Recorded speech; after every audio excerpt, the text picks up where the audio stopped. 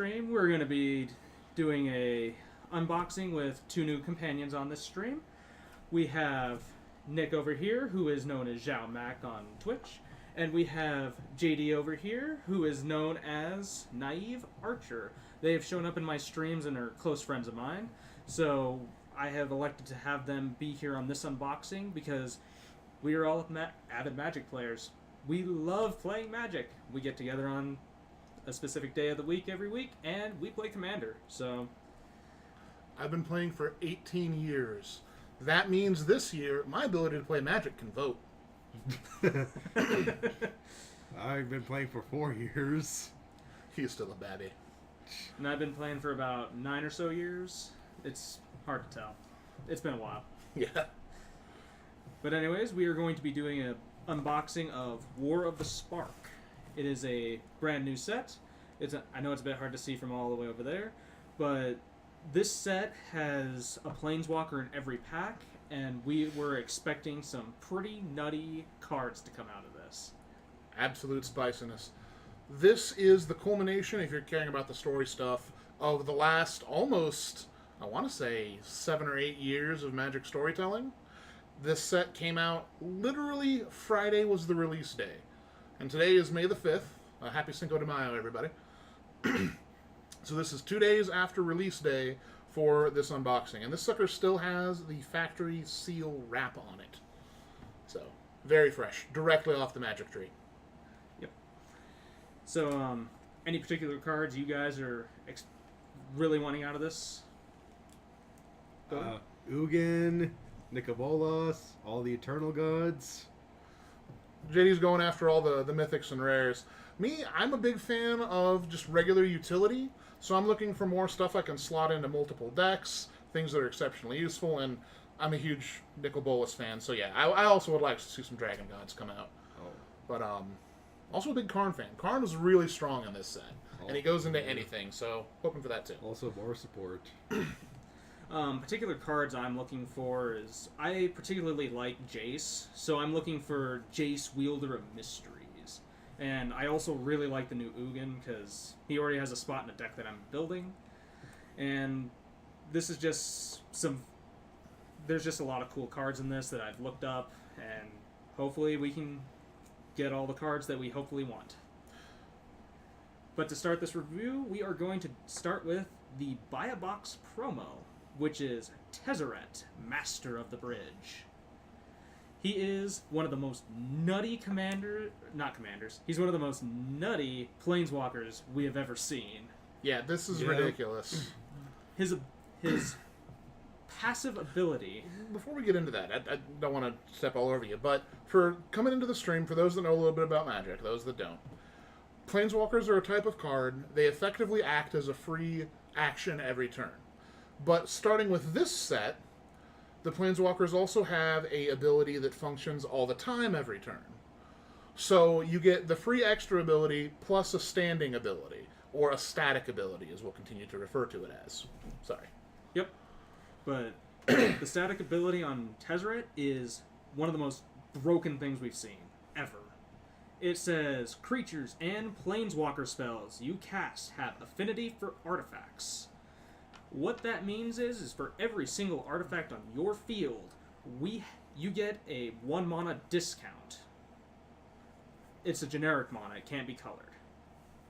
Sorry, someone in the chat said you're streaming under Undertale right now.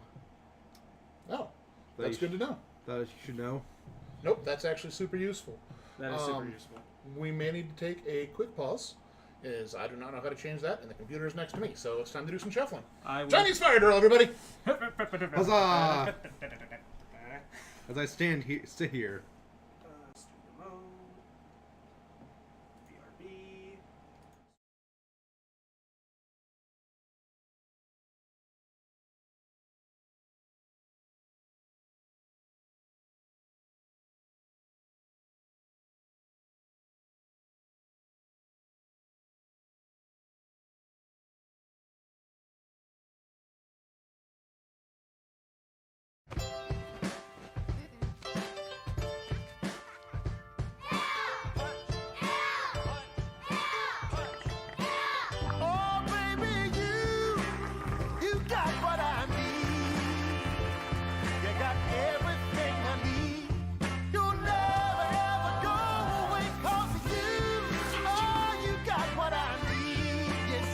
got everything you need and package tracking for all. Welcome everyone. Amazon's got everything you need and package tracking for all. Welcome everyone. Amazon's got everything you need and package tracking for all. Welcome everyone. Amazon's got everything you need and package tracking for all. Welcome everyone. Amazon's got everything you need and package tracking for all. Welcome everyone. Amazon's got everything you need and package tracking for all. Welcome everyone. Amazon's got everything you need and package tracking for all. Welcome everyone. Amazon's got everything you need and package tracking for all. Welcome everyone. Amazon's got everything you need and package tracking for all. Welcome everyone. Amazon's got everything you need and package tracking for all. Welcome everyone.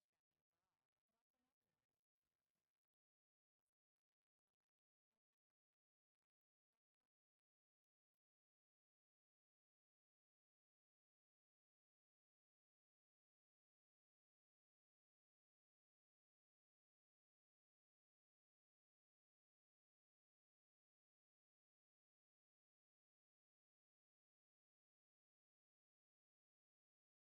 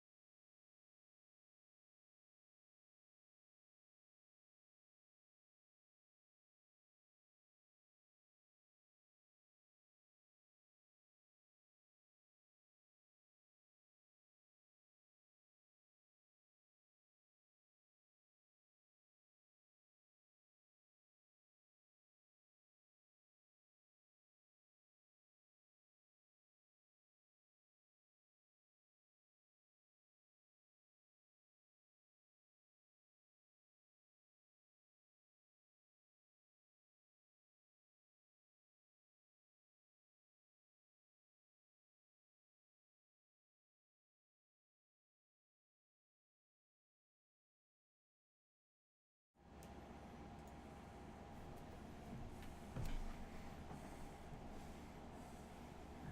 Alrighty. We are so sorry about that. I had to switch my title because I forgot to do that before the stream. Necessary information. Necessary information and correct product placement. Yeah. Also, we are not sponsored by Wizards of the Coast or Hasbro. We are just doing this for fun. Yay, fun. Yay, fun. We are heroes for fun, but we're streamers for fun instead. Heroes. Yes. So, Alright. back to good old Tezzeret.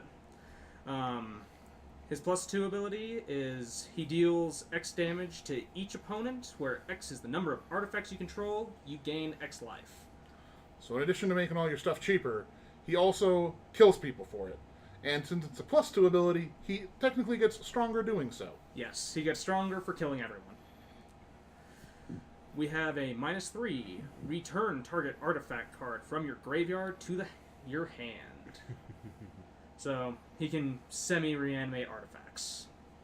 They go to hand, you have to cast them again. And then we have his -8, his ultimate ability.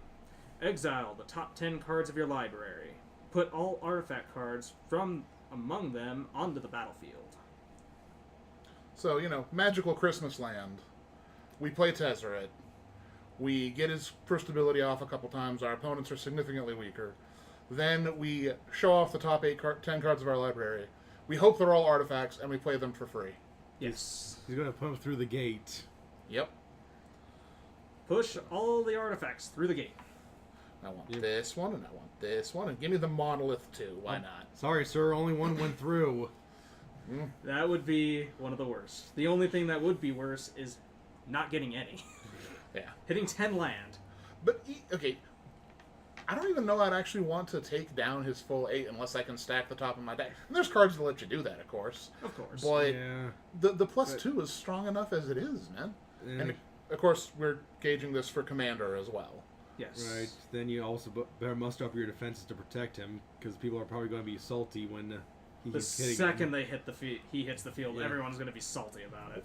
That's fine, but if I've got enough mana to cast him, and then let's say I've got 5 artifacts or so, as long as I kept up 2 black, I can play that dragon that kills everything Yeah. else. Shore up your defenses. That's all I can say. Yeah, no, his support cards, the artifacts, and he himself survive their way through most wraths. So Yeah. you play Tezzeret, you burn stuff up, you keep him alive for 1 turn, and then you nuke everything else. And it doesn't matter anymore. Yep. So, Would you guys use his middle ability though? Really? It depends. It's a situational ability. if Yeah. you've got something really spicy in your yard and you got no other way to get it back, I don't see why not. Right. Yeah. But you got to make sure it's better than doing, 5 damage to each opponent and gaining 5 life. Right. Yep. But kudos to the artist. So that's really good artwork though on him. Yes. Yeah. Kind of hard to really show it off well Yeah. on stream. It is very hard to show it off on stream, but we're going to set him right up here. Yep, he's pretty. He's foily, and the foil is screwing with the camera. Yeah. Half artifact, half human. The perfect planeswalker. Yes. So, I think it's time for us to bust into this box. Don't mind me if I sniff the cards. That new card smells. I shall super give you great. my blessing to get some good stuff. Blessing received. Blessing has been received. We need all the luck. Pack 1 Ugin. We'll see how it goes. Let's see how it goes. Alright, I'll take that.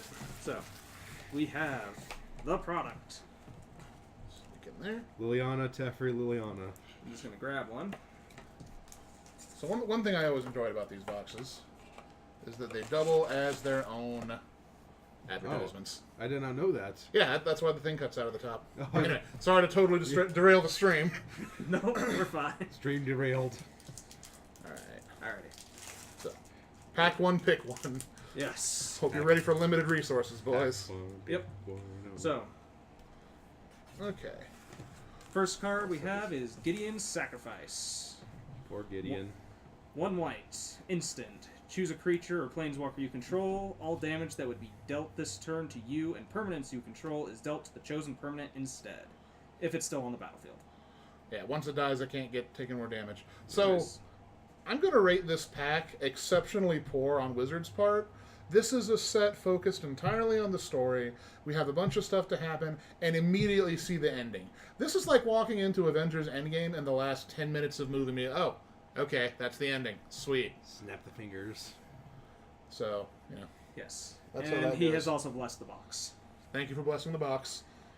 This is supposed to be my job, but I'm really bad at The it. Probably blessing because has I talk a countered my lot. blessing. I'm also going to remove this knife from the table so no one cuts themselves. It'll be like Skyrim. One blessing Big comes positive. with the other blessing. We have Naga Eternal, 2 and a blue for a 3/2. That's it. Does it Very offer vanilla. tribal support? It offers a zombie Okay. and Naga. But, you Alright. know, for all those Naga tribals. Wizard splitting Snake and Naga has long been a contested issue since they did that in Khans of Tarkir, so it's been kind of a discussion point. Yeah. We have Raging Kronk. 2 and a red for a 4/3, and it can't attack alone. Can a Raging Kronk pull the lever alone? I don't know. Sorry, that was probably really obscure for a joke. I got a lot of use out of that card during the pre-release, though. Yeah. No, well, it's a big creature by itself. Right. It just says it can't attack alone, right? Right. Yes. Yeah, so it can still block just fine. It Right. blocks fine, but And it's what, a 4/3? it's a 4/3, so Yeah, it blocks up a lot of times. Yeah, it does trade up pretty nicely, so it's not bad. We have Battlefield Promotion for 1 and a white at instant speed. Put a +1/+1 counter on target creature. That creature gains first strike until end of turn. You gain 2 life. Alright, so for limited, this is pretty sweet, because it's instant speed. Yes. So, middle of combat, all of a sudden... excuse me. All of a sudden, my creature gets +1/+1 counters, permanently bigger. And it deals first strike damage. First strike damage, for those unaware, means that when it's time for a fight, all creatures deal their damage at the same time. Except first strike creatures deal it first, obviously. So yeah, if you're normally trading down, Yeah, that's a sudden combat trick. All of a sudden, boom, take care of your creature. And you gain life. Good Boros Yes. support, especially when you have Feather. Yeah, we'll get to that if we see that one. Yep. Yep. The other thing worth considering, and I know we haven't seen any cards with it yet, but Proliferate is a significant part of the set. So every counter that goes on something, later cards can just keep adding more counters for free. Yes. So it's going to be pretty great. We have New Horizons is our next card. For 2 and a green, we have an Aura, which is an enchantment. You enchant a land. When it enters, you put a +1/+1 on target creature you control. So if someone takes your turn, someone can't abuse it and put it on their creatures. And then Enchanted Land has tap, add 2 mana of any one color. You said the +1/+1. Was it a +1/+1 counter or just +1/+1? +1/+1 counter. Oh, okay, sweet. Permanent boost. Permanent boost. All about permanent boost. And with Proliferate, it can get bigger faster. Yep. We have Gateway Plaza next. It enters the battlefield tapped. When it enters, you have to pay a single generic mana, otherwise you have to sacrifice it. And it can tap to add 1 of any color to your mana pool. Okay.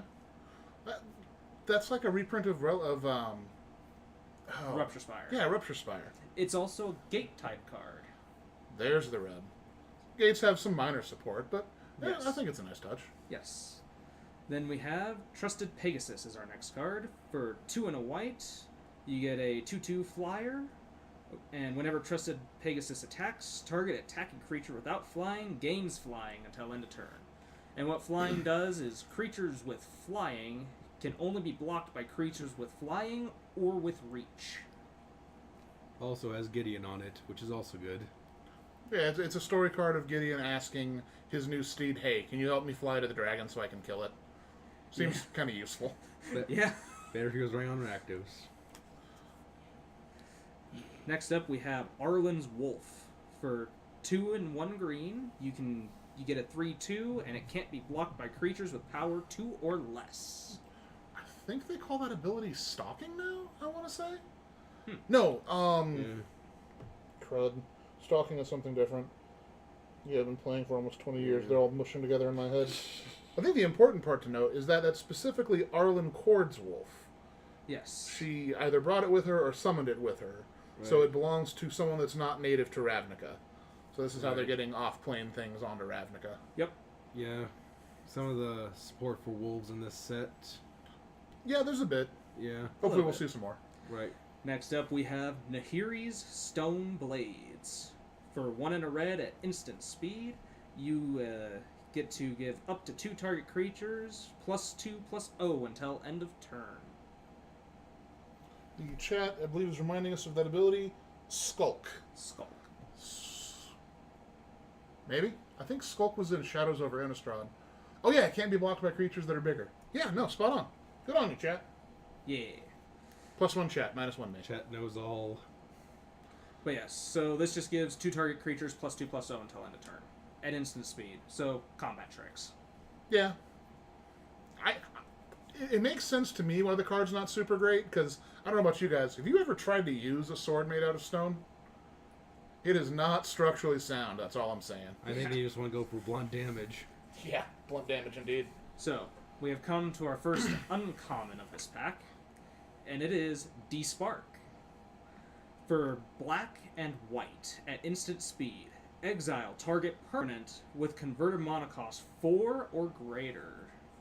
Permanent? Permanent. Whoa. The only thing that have sparks are planeswalkers.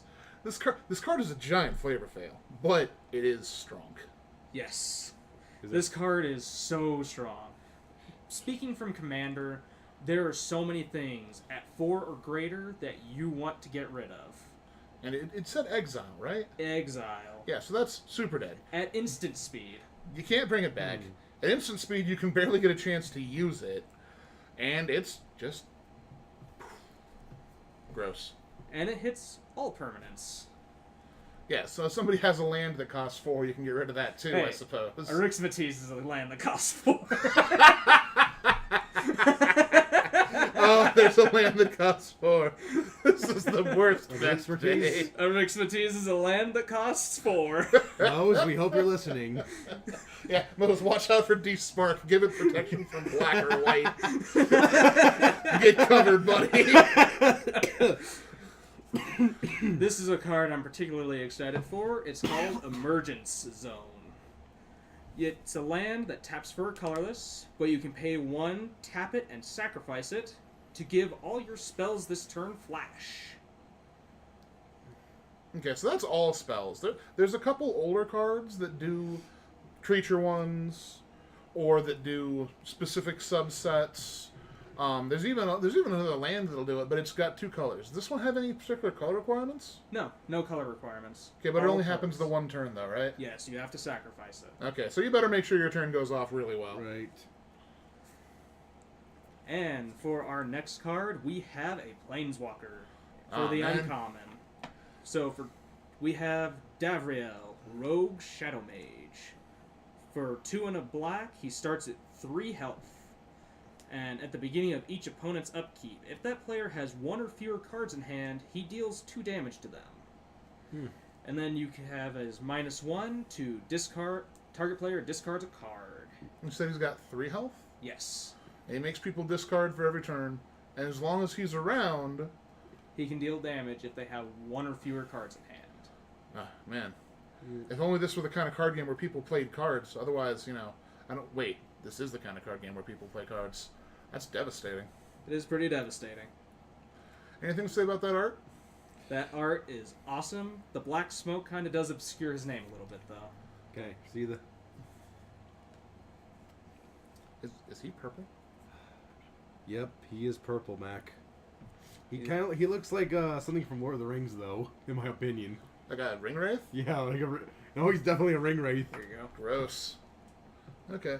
It is a nice thing they've got the Planeswalkers. They'll sometimes straight outside the frame. But yeah, like Gavin's saying, it's sometimes difficult to see his exact name over there. Right. Also, he is, like...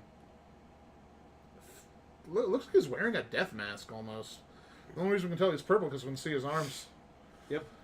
Whatever you do, don't let him snap. So, I think this is a card that Nick was super excited for at the rare slot. Is this for real? Alright, let's see this. The card is Bolus's Citadel.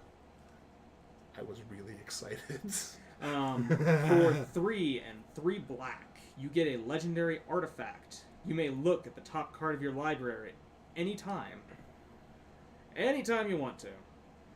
You may play the top card of your library. If you cast it this way, pay life equal to its converted mana cost rather than pay its mana cost. And you can tap it and sacrifice 10 non-land permanents to make each opponent lose 10 life. Ooh. So I've got like 15 minutes of material on this card alone. So get your words out now, boys. We're just gonna let you have at it. Alright, so this sucker costs 6 mana, triple black. It is not easy to play, it's not easy to splash. But look at the top card of your library anytime you want is super powerful. You see exactly what's coming next, you can plan for it, you can plan with it. And it says on the card specifically, you can play cards off the top. This means lands. For 0 life, you can just plop a land directly from your library onto the battlefield. No interruptions, no care, no nothing. And then for whatever else you're casting, you pay how much life it is. The problem is, if you're running a bunch of X spells, you can't define X. Its mana cost is just whatever is besides the X, so you can't, pay 20 life for a giant fireball or whatever. Right. Yeah. Oh, and then you can sacrifice 10 other permanents, like tokens, or the Citadel if you're done with it, and roach each opponent for 10. In a 4-player commander game, that's 30 points of damage. Wow. For fun. And if you can untap it, as though there are no ways to untap it, we're looking at 10. That's half the table. That's huge. I'm super excited about this card. Yes, I figured you would be so excited about this card and have a lot to say about it. You were correct, sir.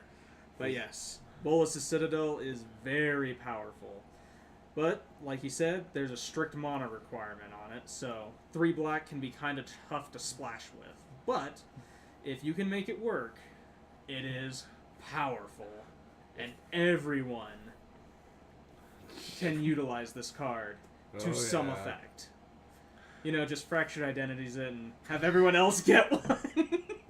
Oh yeah, just have the whole table have a Citadel of Bolus. Oh, just play stuff for free off the top. Whoever's got the most permanents, make everyone else lose the game by sacking life. Yeah, if you can make God. the Citadel work, the Citadel will work for you. Yes. It's like a recruitment video. That was as bad as Fractured Ending split screen. And we actually have a foil in this pack. We have Merfolk Skydiver. For a blue and a green, you get a 1/1 with flying. When it enters the battlefield, put a +1/+1 counter on target creature you control. And then you can pay 3, a green, and a blue to proliferate. So Art he for that. makes a counter, makes the thing bigger, and then can continuously make it bigger. It's a foil. It is foil. Oh, The wow. art is real. What about the art? Tell us about the art. It is a merfolk surrounded by lightning and a windstorm. And he is ready for a fight. Sweet. Oh, the lightning is foiled. The fins have their different colors foiled, and the armor is foiled too. Really solid. Now this merfolk looks pissed. Also, it does not look like it has pupils in its eyes, so it's one of those like channeling the power of the storm type thing. Also, this is the first time I've seen Proliferate come up on a card, I think. Out of the set, yes. Yeah, Out of this so pack. we can go on. If you've been playing Magic for a while, you know Proliferate. You can choose any number of permanents or players to put an extra counter on them. In the old days, you could only put one kind of counter on it. Now, it's every counter it's got just gets another one. So it's strictly stronger. And you also get to choose what type of counters go on, because if you happen to get a poison counter, which if you get 10 of them, you lose, you can choose not to proliferate your poison. Pick your poison now. And Did then we get a token or an advert card? we got a token. We have a zombie army, which has a singular zombie with a pitchfork. That does not seem like a strong army. No, this army is very weak. It has character, Mac. Of course it's a weak army. It's a 0/0. It is a 0/0. It's, However, See. those zombie armies get big fast. he was obviously a farmer in his past life. He's time to rake in the corpses now. Rake in the souls! Alrighty. Gotta So we got pee. our first pack down. Who wants to open the next one? It's I- not just going to be me opening packs. Okay. And if we do get repeat cards, we're not going to be re-explaining all the repeats. We got another person on there. This is the moment. What do we got? Hello! Zimbala? Zimbala94 says hello! Hello, Zimbala94. Hello, Zimbala. For our first card, we have He's really excited, forget him. Casimia's Transmutation. It's a 1 and a blue. And it's a enchantment aura. Enchanted creature. Enchanted creature loses all abilities and has base power and toughness 1. Okay. So, losing all the base abilities is actually, I think, the strongest part of the card. Yes. Because for other stuff, it gets rid of any of their activated abilities or static abilities. Also, for super bonus points, the frog's face looks like Thanos' chin. That is very true. There's no other way to put it. This looks like someone just cut out the chin and put a frog on the bottom of it. That's pretty funny. Nick, I hate you now. He gave us another comment. What do we got? Nice booster opening pack, guys. Thank you, Zimbala. We are Thank you, Zimbala. very glad to bring you guys content you want to On enjoy. my dad, I'm excited to see some Eternal Toads now. Bullet says everything. Eternal Toads. It's Lazatoads. It's like Battletoads, but harder. Yep. One of my favorite cards I have that's mono red is Goblin Assault Team. It's a 3 and a red. It has haste, and when Goblin Assault Team dies, put a +1/+1 counter on target creature you control. And it's a 4 power with a toughness of 1. 4 power. Holy cow, this sucker is strong. He saved my bacon more times in the pre-release than... Yeah.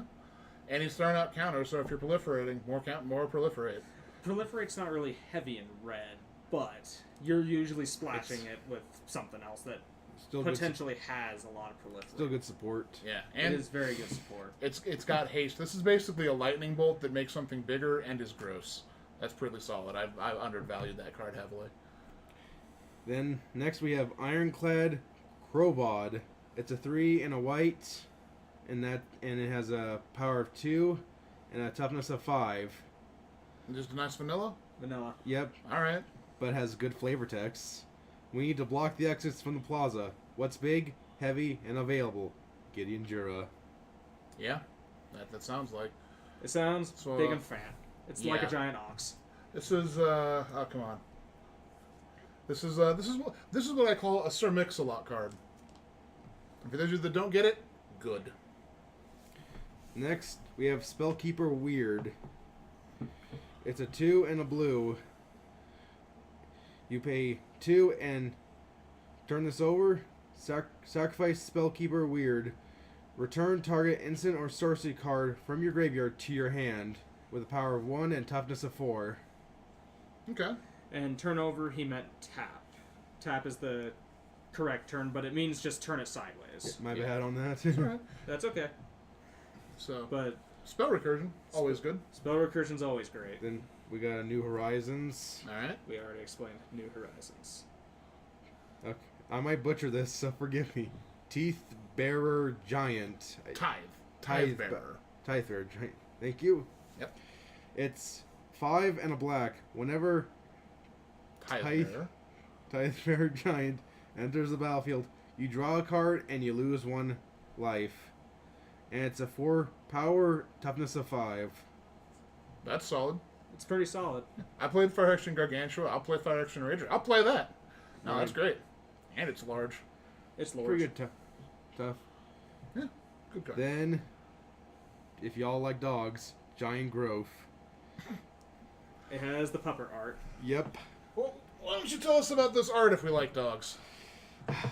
You see, I'm a very good dog person here, and just making a giant dog just seems so fulfilling. So it is a large pupper then? Yep, it's a large pupper that is going to cuddle his opponents to death. Yeah, with his giant tails. It's 1 green for an instant. Target critter gets +3/+3 till end of turn. Sometimes Mowu is content to gnaw on a bone. Sometimes he wants the whole skeleton. Dog that size, I'll believe it too. Definitely one of my favorites. Yes. That art is one of the best arts for giant growth, in my opinion. Ah, yes. Giant Growth is a card that's been around since Alpha. If Yes. only we can make giant dogs like that. Oh We well. already have them. They're called Mastiffs. Next up is Topple the Statue. 2 and a white. It's an instant, tap target permanent. If it's an artifact, destroy it, draw a card. Top of the Statue seems like an exceptionally laser-focused title for a card. Is there anything indicating why it would be named that on the card? Well, clearly. It has a giant titan destroying a statue of Bolus, what looks to be like, and Bolus, I don't think is going to be happy with that. I mean, I wouldn't be happy if someone destroyed a statue of me. I'd be really happy if However, someone made a statue if you read of the me. flavor text on it, it says, Bolus cared little when his statue fell, thinking it a useful distraction, underestimating the surge of resolve it gave his opponents. So he didn't care about his own statue. He just was like, this is a good distraction. They won a propaganda victory, and those are important too. We gotta remember, Yes. was he really thinking that, or was he really crying inside? I don't think Bolus can cry outside, much less inside. Next up, Callous Dismissal. 1 colorless and 1 blue. It's a sorcery. Return target non-land permanent to its owner's hands. Then this has one of the new... I think it's a new one, Amass. Yes. Brand new. Yep. It has a Mass 1. So basically, that zombie army token we saw, you basically bring it out and put a +1/+1 counter on it. That's a Mass. If I'm Okay. explaining that right. No, spot on. The only thing worth mentioning, so you only bring out the token if you don't already have a zombie army. Right. If you do have a zombie army, you just put another counter on it. Got So it counters a spell and gets you a creature. Those are always really strong in anything. It's a return a non-land permanent to its owner's hand. Oh, well, Callous Dismissal Well. sounds like a counter spell. It does. But I tried. Well, the farmer's getting good at harvesting souls. He got 1 soul at least. Yeah, just checking the souls back to the hands. Yep. Gateway Plaza. Yep, that's that gate we talked about earlier. Which now I think brings us up to 12 total gates, I want to say. yes. So your Maze's End decks are getting even more consistent for those of you playing Maze's End. Yep. Only for Ramos. Next up is some Rakdos support with Mayhem Devil. Ooh, this is our first uncommon. Yep. It's a 1, a black, and a red. And it's whenever a player sacrifices a permanent, Mayhem Devil deals 1 damage to any target. It's a 3 toughness and 3 power. For how much again? 3. Just 3. Wow, this thing's awesome. 3 for 3 for 3. Okay, so again, commander player here. One, I like people sacrificing things because it brings me joy. And that's any player. Even if my opponents are sacking stuff, I can throw that damage on whatever I want. Yep. And that's any target. I can hit that for other creatures, I can hit that for planeswalkers, I can hit that for people's faces. And if I give that thing Death Touch, it's just going to murder down the whole field. That's ridiculous. Yeah. Yeah. Because it says it deals the damage itself. Exactly. And it's a 3/3 for 3 mana. If you have a Thraxamundar deck or anything else that does a bunch of sacrificing, that goes directly in that deck. Do not pass go. Do not collect 200 sparks. Solid card. Yeah. Very solid card. Next up, the Dreadhorde Twins. It's a 3 colorless, 1 red. Whenever Dreadhorde Twins enters the battlefield, amass 2. And zombie tokens you control have trample. Hey, our zombie farmer got 2 more, so he's at 3 now. And he can trample over stuff. And For anyone that's interested, trample means that if that creature is blocked by another creature, and it has more power than the opponent creature has toughness, deals the rest of the damage straight to the opponent's face. he's a power 2 with a toughness of 2. Okay. That's a good one there. If you've got a lot of zombie tokens, the issue with zombie tokens is they're never really that big. Right? But when you have a zombie army token, you just keep stacking that sucker up nice and tall. Zombie farmer tokens. Yes, yes, yes. Yeah, the pitchfork. Blame the artist. Pitchfork. all right. Well, is this one a planeswalker? Did we get another rare planeswalker? Or we got an uncommon one. We got a Uncommon. uncommon. Kiora Behemoth Beckoner. Wow. All right, that's a mouthful. Yep. 2 colorless, and you can pay either a red or a blue. You just need to pay 1. Blue or Green green. or a blue? Oh, green. Wow. we had a forgive long me. we had a long drive today. Yep. Yes. Forgive me, chat. And whenever her what would you call Passive. it? Passive ability. Want to make sure. Whenever a creature with power 4 or greater enters the battlefield under your control, draw a card. Which, if you're running green, that's no problem Oh at yeah, all. not a problem at all. No. Green and blue tend to have large creatures. And they also have lots of other effects that work like this. Yes. Right. 4's a little higher than most of the times it clicks. A lot of them click on 3, but even then, that's really solid. What's And- its active ability? Her -1 is untapped target permanent, and she has a total health of 7. All right. So So that's 7 turns. If you decide to, untap an extra land or something, that's 7 turns of drawing extra cards for each creature you're playing, without any proliferator ability to put counters back on. For how much was this again? 3. 3. 2 and a 3. hybrid green or blue. Yeah. Yeah, I guess that's fair. Sure, why not? Right. In your opinions, would you say she's one of the better ones, or middle ground kind of for planeswalkers? So gauging on the same uncommon spectrum from the set of what I've seen, she's definitely above average. Right. As far as there are very few rare planeswalkers I would prefer her over, Right. but she's better than a lot of the uncommon ones. And again, Right. for limited, she splashes into anything with green or with blue, or is worth it on her own. I mean, extra mana every turn. Even without the passive of, hey, if you play a big enough creature to make your opponents, squirm a little, you get more fuel for the fire. Right. Kiora, very good. Then, Blast Zone. Oh boy. It is a land. Blast Zone enters the battlefield with a charge counter on it. You can tap Blast Zone to add just 1 colorless mana, or XX, tap it, put X charge counters on Blast Zone. Then you can pay 3 and tap it, sacrifice Blast Zone, destroy each non-land permanent with converted mana cost equal to the number of charge counters on Blast Zone. Okay, so you can't add counters to it and blow it up in the same turn. That's super important, I think. Right. Yes. It makes it more balanced to not be able to But- do that. The fact that it starts with 1 makes it more balanced. You can't just play it and nuke all the tokens. Yes. And to be fair, in a set like War of the Spark, with all the zombie tokens running around, okay, I can see why that's kind of necessary there. yes. I do like the land, though. It's It's a very good land. It's It is. very powerful. Yeah.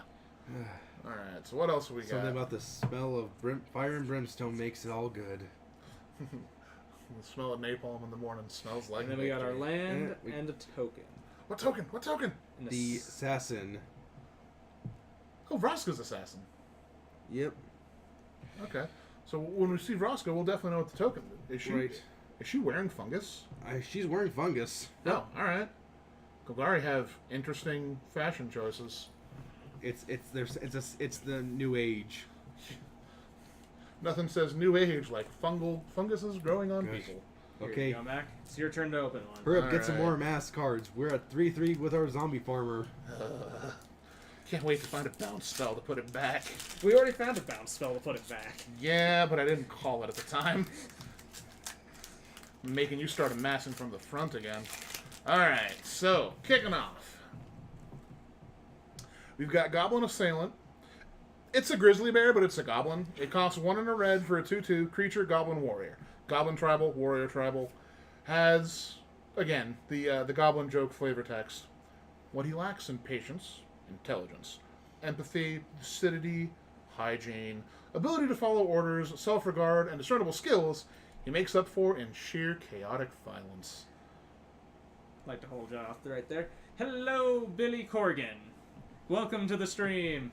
Hello, Billy. We are doing a review of War of the Spark and an unboxing, which we have right here. More War of the Spark. More War of the Spark.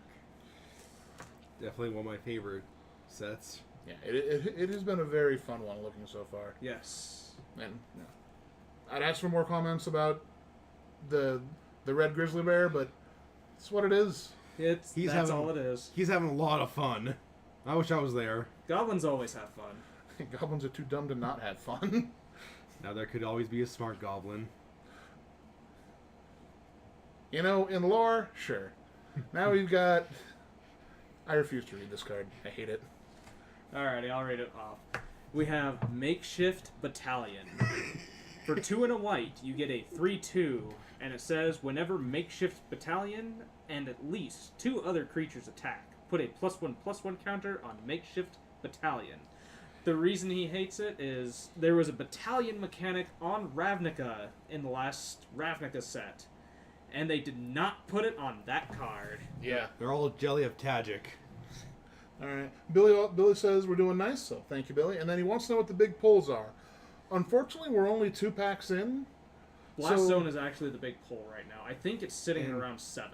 All right. Bolus the Citadel. Bulls of Citadel is more fun pull, but yeah. Yeah, it's a so more fun pull. The land that's also a smokestack, if you get that reference, is our big pull, and probably the I want to say the Buy a Box promo is probably the biggest pull so far. It is the biggest pull so It far. The is. Buy a Box promo is nuts. Yeah. He is the perfect planeswalker.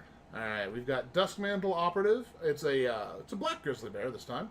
For 1 and a black, it's a 2/2 human rogue with that cannot be blocked by creatures with power 4 or greater. So whereas the wolf can't be stopped by small things, this can't be stopped by large things.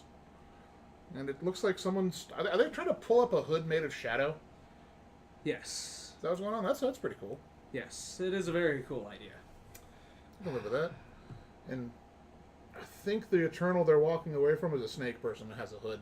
It's hard to tell. It's in the back corners of the card. Good. But, you know, Demir's Spy Network never fails. yeah, pair of bears running in.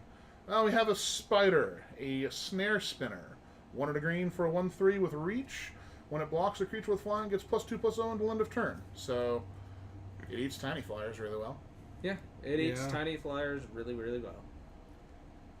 Yeah, there are some tiny flyers in this set. I am kind of annoyed that it can't just have... You know, I know it's 2 mana and it's a 1/3, but we had 2 mana 2/3s and 3/3s that could only block stuff. So it seemed it would be... Well, this is also a common, though, so... Yes. Oh, and reach, for those of you that are unaware, it means it can block things that fly. Yes. Alright. Burning Prophet. Another 2-drop 1/3. This one is in red for 1 and a red. And is a human wizard, and whenever you cast a non-creature spell, it gets +1/+0 until end of turn, and then you scry 1. Scry, for those unaware, means you look at the top card of your library. If you like it, you can leave it there. If you don't, throw it on the bottom and never see it again. So, this with that Spellkeeper weird that brings back spells from your graveyard allows you to do some fun little build this thing up twice, get the spell effects, do some scrying, some good deck manipulation stuff. Yes. It just shows that you can easily manipulate decks and just reuse stuff to your advantage. And this gets bigger each time, so it's more and more of a threat. It has a better chance to trade up. And combat tricks are extra effective on it. Like if you put the giant growth on this guy, it gets +4/+3 instead. And it'll trade with pretty much anything at that point. Becomes a 5/6. Yeah. It'll take out that Tidebearer giant. Alright. Relentless Advance. This is a sorcery for 3 and a blue, and all it does is just amass 3. So that zombie farmer has 3 more counters on it. It's 3 points. It's literally doubled in size. It's a 6/6 zombie farmer. Yep. He's moving up in the world. I'm happy for him. With trample. He is in fact getting to be Monsanto levels of farmer. Right? 6/6. We have Centaur Nurture is next. 3 and a green for a 2/4. When it shows up, gain 3 life, and then tap to add 1 of any color. And it looks like it's growing a light tree in the art. I think is really cool. That's very cool art. It's a new way of farming. A zombie farmer cannot grow trees of light. So what do you guys think of it? I think its effects are useful. I mean, not super powerful for a 4-drop, but... Right. Being at 4, it's a little lackluster. Just because you're only gaining 3 life, and then it's a Monodork. But it has a large body. But it blocks well, at least. It blocks pretty well. But I mean, having extra things that tap for extra man does never hurt, though. No, so for my opinion, it's middle ground for me. Okay. Extra man's never bad. Alright, simple effect. Back in the day. 3 and a red for a sorcery called Demolish. Destroy target artifact or land. I'm going to be straight up. We've got lots of better ways to deal with artifacts and have for a long time. This is the closest thing Wizards has printed to a straight land destruction spell for a while. It's not something Wizards really likes to do, but, it exists. I guess if someone has a blast zone, you probably want to get rid of it. Yeah, you can spend 4 mana to get rid of it, but they'll probably just blow up all your small stuff instead, unless it's tapped. I say, not if you do it in response to them putting charge counters on it. Yeah. Or using it for mana like silly billies. However, it is sorcery, so if the player with Blast Zone is smart, they'll do it at the end of the turn. When they can't cast it. Yeah, you got me there. Alright, Lazotep Reaver. This is a 1 and a black for a 1/2 zombie beast. When it shows up, amass 1. So for 1 and a 2, black gets 2 power worth of creature. It's basically a black double bear. Yes, the double bear. The dreaded double bear. And it just made our zombie farmer bigger. Yeah. 7/7. Gotta find a way to deal with that guy soon. Do not. We need another D-Sport. Hurry, draw. Oh wait, we can't hit him. Make with him D-Sport. hexproof. Hurry up. Yeah, he's a token. He's a token. Alright, we got Defiant Strike. This is an ability. This is a card that's been in Magic for a long time. This is just the most recent print. It's an instant for 1 white. Critter gets +1/+0 until end of turn and draws a card. You actually use it to draw a card. If you can get it to do something in combat, that's even better, but this spell effectively reads 1 white, instant speed, draw a card. Because white needs all the card draw it can get. It has problems with card draw. Yeah. Alright, uncommon. First one, we have Price of Betrayal. 1 black, sorcery speed, and the art appears to be Liliana burning away. It looks like she's actually got... Oh no, that's a hand. Okay, I clearly have no idea how the human body works. But it does say remove up to 5 counters from target artifact, creature, planeswalker, or opponent. So if you have energy, I can take 5 of them. Yep. Or if for whatever reason I want to take off 5 of your poison counters, I can do that too. Mm-hmm. But I like that it hits more than just planeswalkers. Artifacts, creatures, planeswalkers, or opponents. I mean, it can't hit enchantments, but it's a black card, so we knew that going in. Don't tell me it'll hit the zombie farmer. Yeah, we can take him down to 2. Yeah, we can take him down to 2. Yeah, you know what? That's good for now. No. He can be a 2/2 trampler.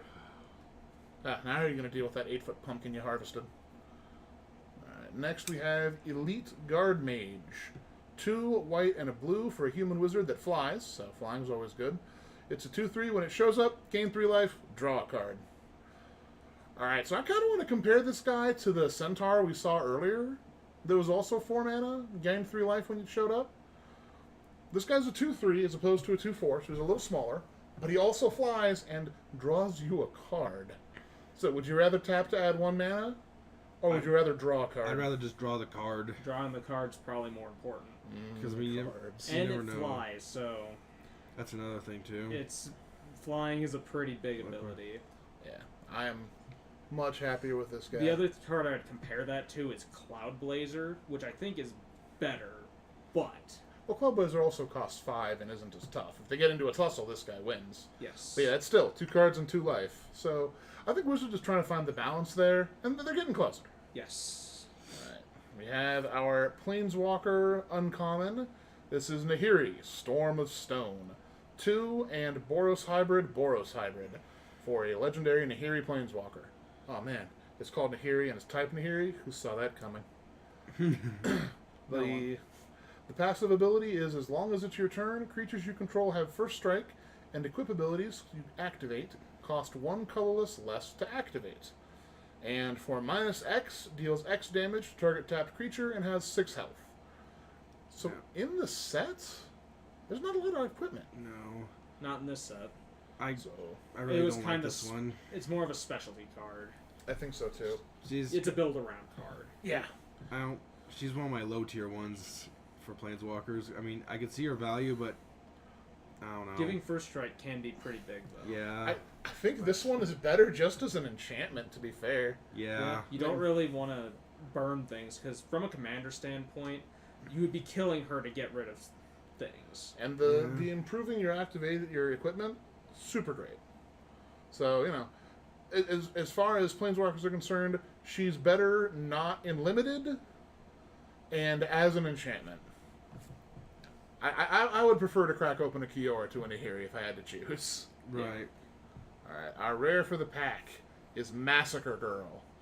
This is one of the legendary cards. This one has been requested for a long time in Ravnica, because she showed up back in Return to Ravnica in whenever that was, because time has no meaning. But she didn't have her own card, though? She didn't. This is the first time she got her own card. It is 3 and 2 black for a 4/4 legendary human assassin with menace, so you can only block it with 2 creatures. And she actually mirrors a bunch of older cards. The most recent one is Last Laugh. But she does, when she enters the battlefield, each other creature that's not her gets -1/-1 till end of the turn. And then, whenever a creature dies this turn, each creature other than her gets -1/-1 till end of turn again. So if there's a 1/1 on the field, she kills all the 1/1s. Right. And for each 1/1 that died, she gets to give all the creatures another -1/-1 counter, killing off the 2/2s, 3/3s, 4/4s. This sucker will climb all the way up to the top of the chain and just nuke everything that lives. And it's -1/-1, so Indestructible can't stop it. Protection can't stop it. It just dies. You got a Progenitus with protection from everything? Can't stop it. Massacre Girl massacres you. Deal with it. I hope Gabe's watching because then he can just get... Because they know he really wants that card. Well, hopefully we'll come across extras. Yeah, no, Massacre Girl is really strong for Commander. Really strong for Limited, too. I mean, she nukes the field, and then she's there by herself dealing with all the stuff. We've got our land, and then... Oh, man. It's our zombie friend again. This is clearly the 7/7 form, where he's got a whole bunch of backup. He's pissed. You took his friends away. Yeah, well, he can just earn them back the hard way. Look, he's still sitting at 2/2. Alrighty. Don't worry, buddy. You'll make it back up to the top. I'm glad we have our continuing zombie farmer narrative. Yes. The zombie farmer. He's there until you kill him. Alrighty, so the starting card in our next pack is Kasmina's Transmutation, which we have already seen. Thanos Toad! Thanos Toad! I swear. I'm going to take our foils and mythics off to the side, so if anyone asks the polls, we can just tell them. Yep. So, next card should we, is Samut's Sprint. So, for a single red, target creature gets +2/+1 and gains haste until end of turn. Scry 1. So, what haste does is it stops creatures from being affected by summoning sickness. So they can tap the turn they come in.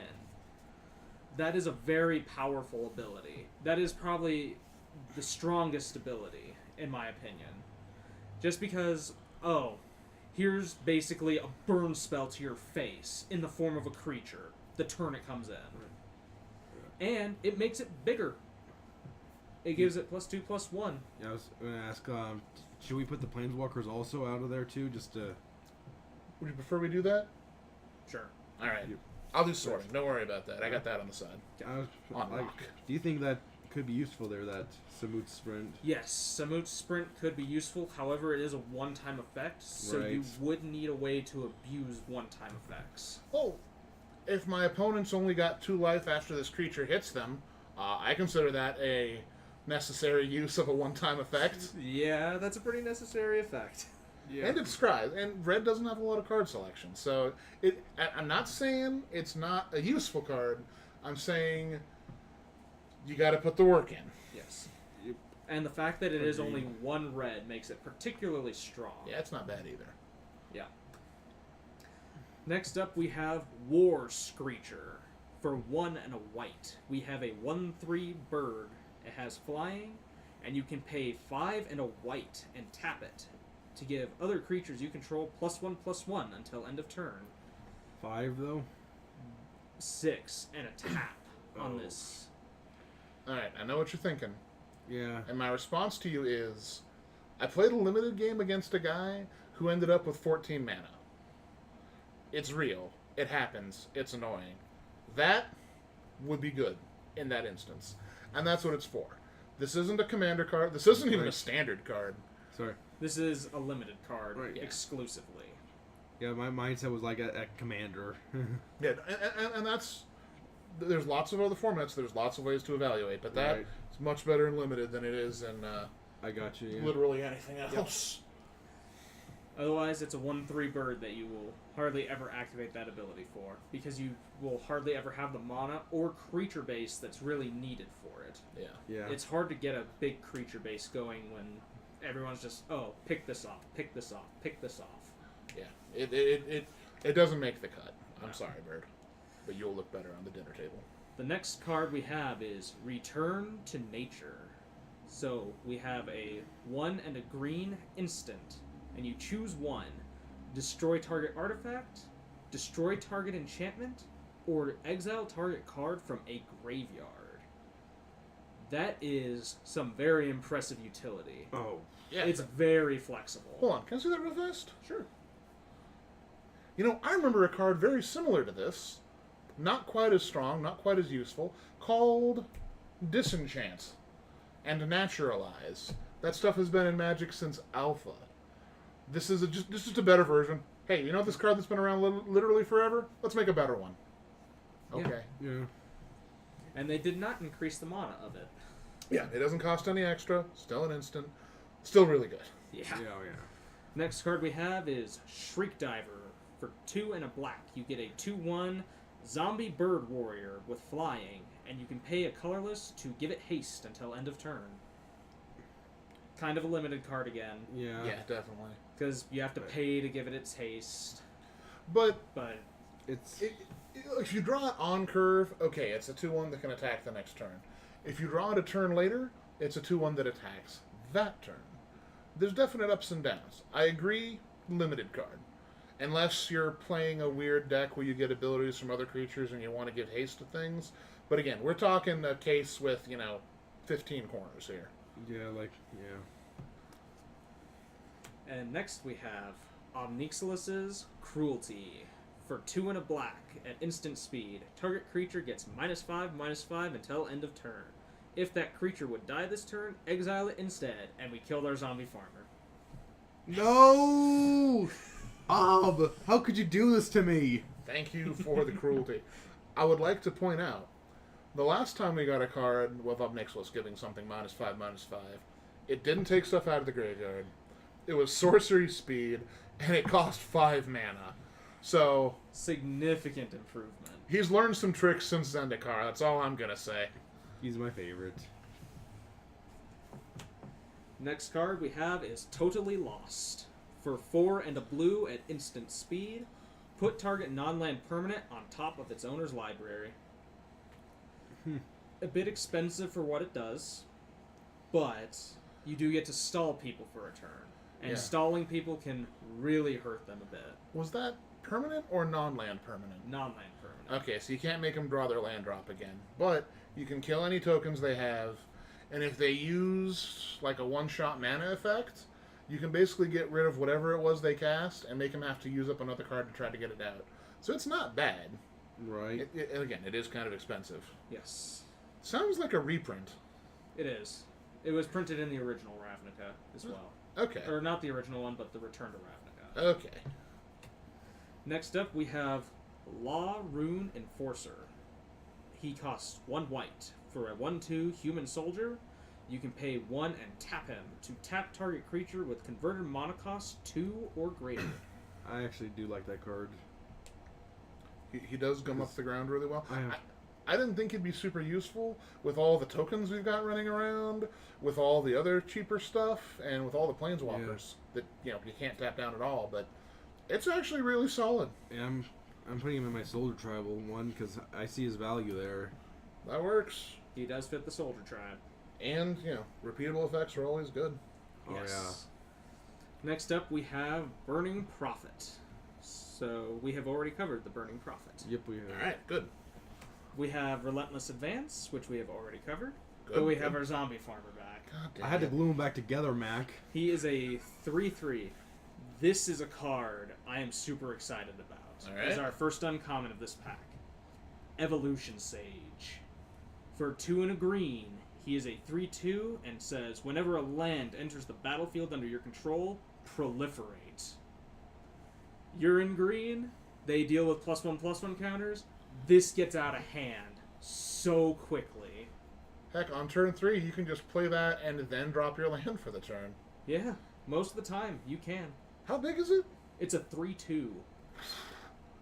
Massive oof. That thing's huge. Yeah, Can I see? sure. So, Those are Who's the that types card? of cards that are super exciting to see. And it's an uncommon. I feel like this card could honestly be a rare and still be amazing. Oh, yeah. if it were a 4/4, it'd be a rare. But, Yes. even then, it's slightly smaller size. It still takes over a game if it goes Do you want unchecked. to play him? And in a set like this, where there's planeswalkers in every pack, Right. seems good. So next card we have is Gleaming Overseer.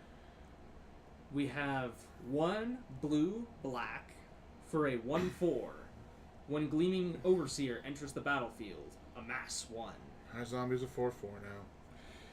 And zombie tokens you control have Hexproof and Menace. I'm sorry, what? I can't target it now? Now you can't target it, Yeah! and it has Menace. Menace and Trample, which is kind of a non-bow, but still gets the job done. He's mad at what you did to him. Yeah, well, fine. Next up we have Kaya, Bane of the Dead. Uh-oh. You have 3 and 3 hybrid black or white mana. He starts at 7. Your opponents and permanents your opponents control with Hexproof can be the targets of spells and abilities you control as though they didn't have Hexproof. So we can target this zombie Alright, token. so the zombie's yours, Kaya's mine. I'm gonna exile that sucker. Wait, let's politic. And then -3 is exile target creature. For 6 mana, that's a very steep cost for that ability, but it's not the worst. Well, not only is it not the worst, but it gets rid of hexproof things. If you're playing against boggles or other stuff, because hexproof is probably one of the easiest ways to keep creatures safe. We got hexproof boots all over the place in Commander. All of a sudden, it's not safe anymore. Yes, then the only thing that is safe from this is Shroud. Now the next question is, what are you going to do with that exile? Hit the token. Yeah, get rid of that zombie. It took work. Probably should kill some of the support now. Anyway, so what's our rare? Our rare is Mobilized District. It is a land, it taps for colorless, but you can pay 4 to turn it into a 3/3 citizen creature with vigilance until end of turn. It's still a land. This ability costs 1 less to activate for each legendary creature and planeswalker you control. So you can turn your land into a critter. If you need extra damage, It works. Doesn't the new Nissa also turn lands into critters? It does. She does, in fact, do that. But this is... Once she turns into a creature, it's a creature forever. This guy's just a creature for the turn. Yes. So you can use it as a surprise blocker, a surprise attacker. Man-lands have always been really useful in Magic. Yes. All right. They've always been well received. And then for our token, we have a wall. It's a 0/3 wall that looks like it's made of light. Where were you at when you had to... Where were you at earlier? Behind the wall. You could have defended my token. No, he couldn't. I said so. Okay. It didn't have hexproof. Go ahead and pick your next pack. I got a good feeling about this Gideon one here. Come on, Gideon.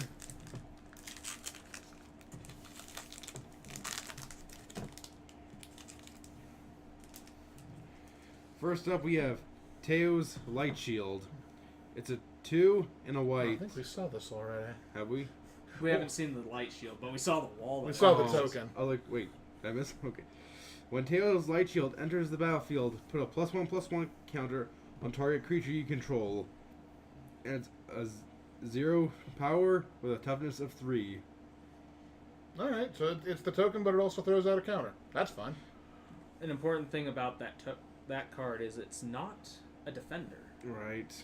Oh, you can attack with this wall. Yes, it's an illusion. It's Oh. not a wall. Oh, okay. That's actually kind of cool. That makes sense as to why it's not a defender. Yeah. You know what? Yes, you are correct. Oh, so you can put his own +1/+1 counter on him then. Yeah, you can. Then we have I hadn't even thought of that. Spellkeeper Weird. We've already Yep. done him. Brings back spells. Turret Ogre. 3 and a red. He has reach, so he can block some flyers. And whenever Turret Ogre enters the battlefield, if you control another creature with power 4 or greater, Turret Ogre deals 2 damage to each opponent. And how big is it? He's a 4 power with a toughness of 3. That's pretty good. That's a pretty good card. Oh yeah. I'd run that. And I didn't even know it had reach. I'd run it without reach. Yeah. Now I it would too. Now it says take that, Drakes. Yep. You think you're cool, Talrund? No. Next up, Spark Reaper. 2 and a black. He has pay 3, sacrifice a creature or planeswalker. You gain 1 life and draw a card. He has a power of 2 and a toughness of 3. I guess okay? It's an expensive sack ability, but if it's all you got, it's all you got. Right. And it's zombie tribal, at least. Yep. Not real excited about that one. Courage in Crisis. With 2 and a green, it's a sorcery. Put a +1/+1 counter on target creature, then proliferate. So 2 counters on the one creature, and then an extra counter on whatever else you can put an extra counter on. Yep. Well, put a +1/+1, so only 1. But then you proliferate, so you get another one. Yep. Oh, right. So it's effectively 2 counters. That's good. I'd run that. Next up, Spellgorger Weird. It's a 2 and a red, and whenever you cast a non-creature spell, put a +1/+1 counter on Spellgorger Weird. It has a power of 2 and a toughness of 2. But not for long. No. No, I'll play a bounce spell to get rid of the creature that would be blocking it. Take 3. Oh, I'll play a card, draw a spell, take 4. We'll take that and deal with this stupid zombie. Topple the statue. Yep. Bolus is sad. Did that again? Yeah, Bolus is sad. Did we Internal have crying. Herald of the Dark Dreadhorde? Did we already? think so? We haven't seen this. It's a 3 and a black. When Herald of the Dread Horde dies, amass 2. Sadly, he's not dead, and he's a power 3, toughness of 2. You can probably spend 3 mana with the other thing and sacrifice it, you monster. I'm just gonna be nice and just set him down, nice and easy. Good. Then Gateway Plaza. Yep. Merfolk Skydiver. Yeah, that was our foil earlier. Yep, that was. Then Nissa's Triumph. It's a green sorcery. Search your library for up to 2 basic forest cards. If you control a Nissa Planeswalker, instead search your library for up to 3 land cards. Reveal those cards, put them into your hand, then shuffle your library. Does it change it from forest to land? I think it does. It does. Oh, wow, that's strong. That is incredibly powerful. Is that if you control... A Nisa Nissa. Planeswalker. Okay, so it can't... You can't have the flip Nisa as your commander, play that Nisa, then drop that, and go look up whatever 3 lands you want. No, you have to have a No. Planeswalker. Okay, well, there's enough Nisa Planeswalkers you can make that happen, though. That's Right. easy to make that happen. Still, 3 of any land. Oh, buddy. I got some black... Play a black deck, yeah. This is my Urborg. This is my Cabal Coffers. This is my... I don't actually care because it doesn't matter anymore. I think it only digs up basics. It says, For up to 3... No, just 3 land cards. yeah. Boom, shaka-laka-laka-laka-laka. Smokes. Boom. Chocolate. Yeah, that's good. Yeah, definitely get more of that as soon as I can. Oh, yeah. Holy smokes. Yeah, we all just got real surprised real fast. That's an uncommon. I needed to read that again. That should be a rare. It'd be a rare if it was, easier to make sure you had a Nisa Planeswalker, but still, that's Yeah. mercy. And I'm very proud of this one individual. He finally got a good version of himself. Drumroll, please. Tybalt! Oh, I'll have to take that back. What about Tybalt? Tell us why he's good. Rakish Instigator. Well, he's better than his other version, so that's a plus. Okay, but what abilities does he have? Why is he better? Well, he's 2 in red. Your opponents can't gain life. That's already better. Yeah. And his -2 is create a 1/1 double creature token with when this creature dies, it deals 1 damage to any target. He has 5 health. All right. He Yeah, no. I would prefer if his minus ability was a -1, but he'd have to cost, at least 4 for that. So he gets in nice and early. Opponents can't cast life, and you don't even really need to make the token. He's basically an enchantment that says your opponents can't gain life. And to be fair, if I had to choose between that card and playing regular Tybalt, I would chop off a hand and then play the not Tybalt. what were you guys think I was gonna say? I have... If I tried to second guess you, I have no idea what would happen. Alright, what do we got for our rare? Well, we have I think it's our first mythic, Finale of Revelation. I am so excited for that card. Oh yeah. Pay X, blue, sorcery, draw X cards. That's all. You could have stopped there. That's pretty great already. If But X, there's more? if X is 10 more or more, instead shuffle your graveyard into your library, draw X cards, untap up to 5 lands, and you have no maximum hand size for the rest of the game. Then you have to exile it. Oh, where? I have to exile a spell that just reset my everything, refilled my grip, and gave me more land. It definitely makes me want to play blue, though. Yeah, no, that is strong. That is an extremely strong card. I Yeah, think no wonder you're excited. it's our first mythic too, aside from I mean, Tezris. it has the words draw cards. Yeah, so it's already one of the strongest. Yeah, it looks to be the first mythic of the pack. Congrats. You have thus far a 1 mythic box. Yes! Woohoo! Unlikely aid. Yes, Oh, and we got a foil. yeah. All right, tell us about it. As everyone knows, I'm a Rakdos officier and / Gideon, and this one just puts a tear in my eye. Has a beautiful art too. 1 and a black. Instant. Target creature gets +2/+0 and gains indestructible until the end of the turn. In black. And Well, that's what Black's been doing for Regeneration ever since they stopped printing Regeneration. Well, it's not unheard of. Yeah. It is really cool, though. then It's just more rare in black. Yeah. flavor text. No one will ever ride me again, Gideon. Whoa, this is not an X-rated stream. expect no further favors. But still, it's Rakdos. It's Gideon riding Rakdos. It's Gideon riding Rakdos. Oh, that's nifty. It says down at the bottom, Spotlight Act 3. They're actually... Oh, and then MTGstory.com. They're actually advertising the story on the cards now. Way down at the bottom, like with the collector number and stuff. Oh, that's really awesome. Anything else have those? I remember they used to do the story spotlights, and they had the little Planeswalker symbol as a watermark on them. I guess that's the new way they're telling tales now. Yeah, That's kind of cool. That's really cool.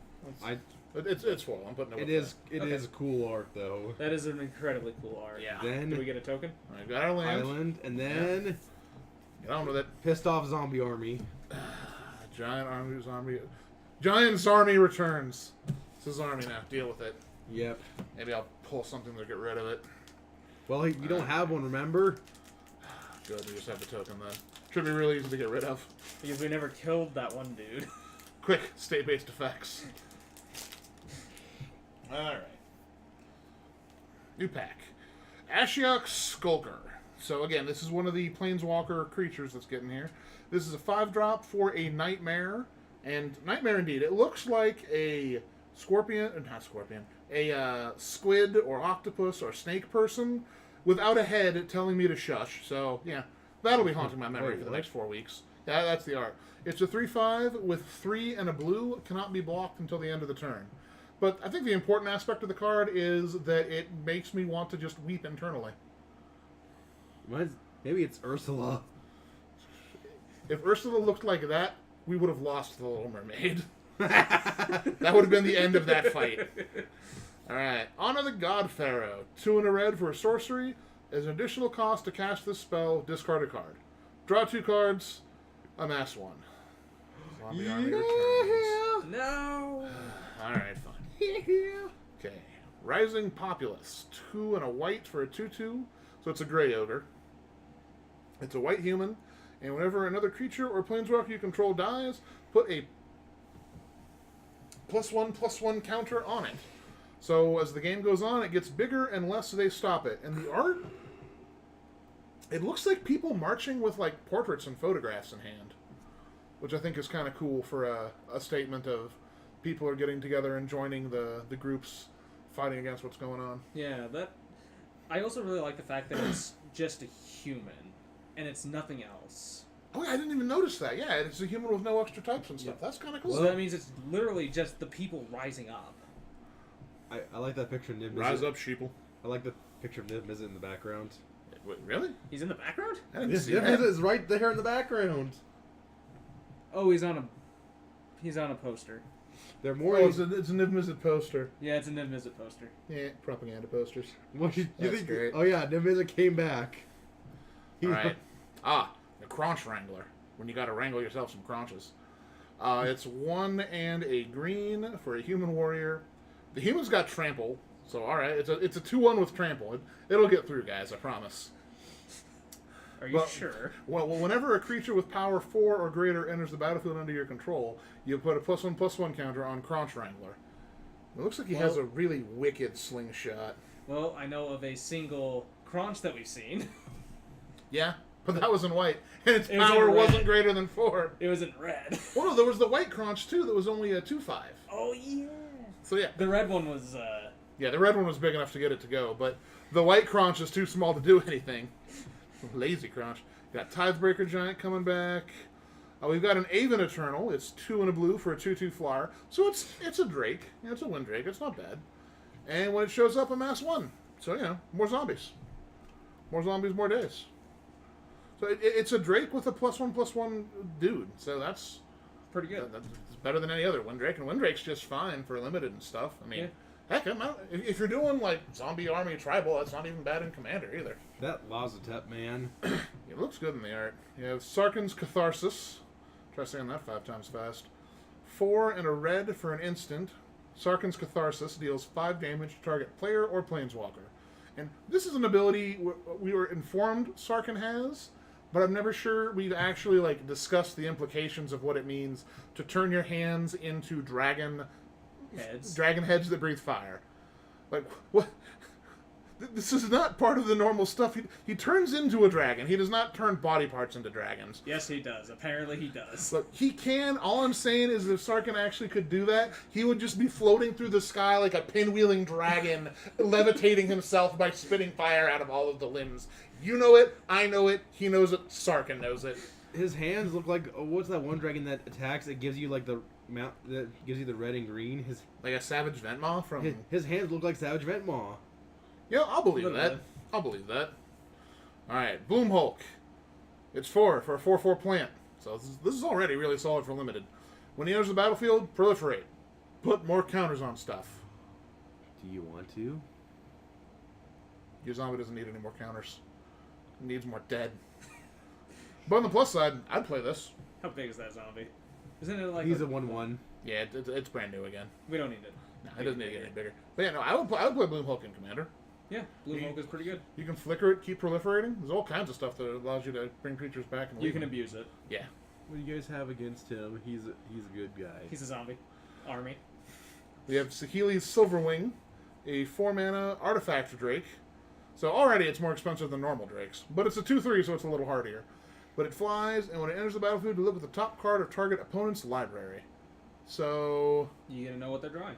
if you really want to do colorless artifact creatures, if you, I don't know, perhaps had some sort of deck that required some sort of flying defense, and you absolutely needed every creature you could possibly get, perhaps this would be worthwhile to run alongside some giant towering monstrous Eldrazi or something. You know, as a thought. We have up Nixus's Cruelty again. The zombie's dead. Yes, yes it is. And Storm the Citadel is our first uncommon here. It's a 5-mana sorcery, and the art looks like everybody getting ready to walk up to the ziggurat with Bolas sucking it. This is, you know, hey, the final battle's about to start. And for the final battle, until the end of the turn, creatures you control get +2/+2, and whenever this creature deals combat damage to a player or planeswalker. Player or planeswalker is super cool for sabotage abilities. But when you do that, you destroy target artifact or enchantment defending player controls. So you can blow up his citadel. You can. Even if you hit his planeswalkers. I think that's really cool, because most of the time to get that sort of thing, you have to hit a player. Well, Yep. That's either one. Yeah. Well, they're going to It's get. rare when they include the planeswalker text on cards for dealing damage. Yeah, I think this is actually the first time that's happened. So, yeah. It's happened Yeah. only a handful of other times. Yeah. Well, they're going to have to get past his God Eternals, though. Yeah, I'll try. Yeah, we have Bond of Insight. It's 3 and a blue. And the nice thing about the bonds, the whole cycle here is 2 guilds that normally don't coming together for an effect. So you get to see a combination of the guild symbols in the middle. This one is what a Dimir Izzet signet would look like. And I think it's cool. Yes, that card is very cool. Each player puts the top 4 cards of their library into their graveyard, and then you return up to 2 instant and or sorcery cards from your graveyard to your hand. Exile this. Yeah. So everybody mills, and you get 2 sweet things you cast back. Probably not Exile of Revelation. Right. But if you milled it, you get it back. If you accidentally milled it, you get it right Doesn't back. Gilgari and Rakdos go together, too? On a different bond. When we Right. get there, we'll see it. Gotcha. So then we have Arlen, Voice of the Pack. More wolf support. 4 green for a legendary planeswalker, type Arlen, to no one's surprise. Has 7 loyalty starting, so that's really solid. Each creature you control that's a wolf or a werewolf, for all the werewolves we have on Ravnica, enters the battlefield with an additional +1/+1 counter on it. And then for -2, create a 2/2 green wolf creature token, which ends up being a 3/3. Really solid. Yeah. I'd run that in a wolf, and it's just green, so you can run it in a mono green wolf deck, a green red wolf deck, a green white wolf deck, and if you can splash really well, you can run it in a white red wolf deck if you're crazy. But yeah, solid stuff. Green red. No, I said white red. I meant it. Oh, white red. Yeah. For those of you that are really crazy. Are there any white wolves? As a matter of fact, There's a few. Tolsimir, friend of wolves. Yep. We got all our wolf support in one pack. We did. This is a 5-drop, and it's kind of weird for its cost. 2 green, and white for a 3/3 elf scout. When it enters the battlefield, you create a Voja friend.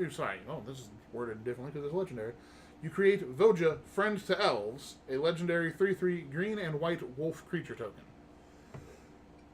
Furthermore, whenever a wolf enters the battlefield under your control, you gain 3 life, and that creature fights up to 1 creature you don't control.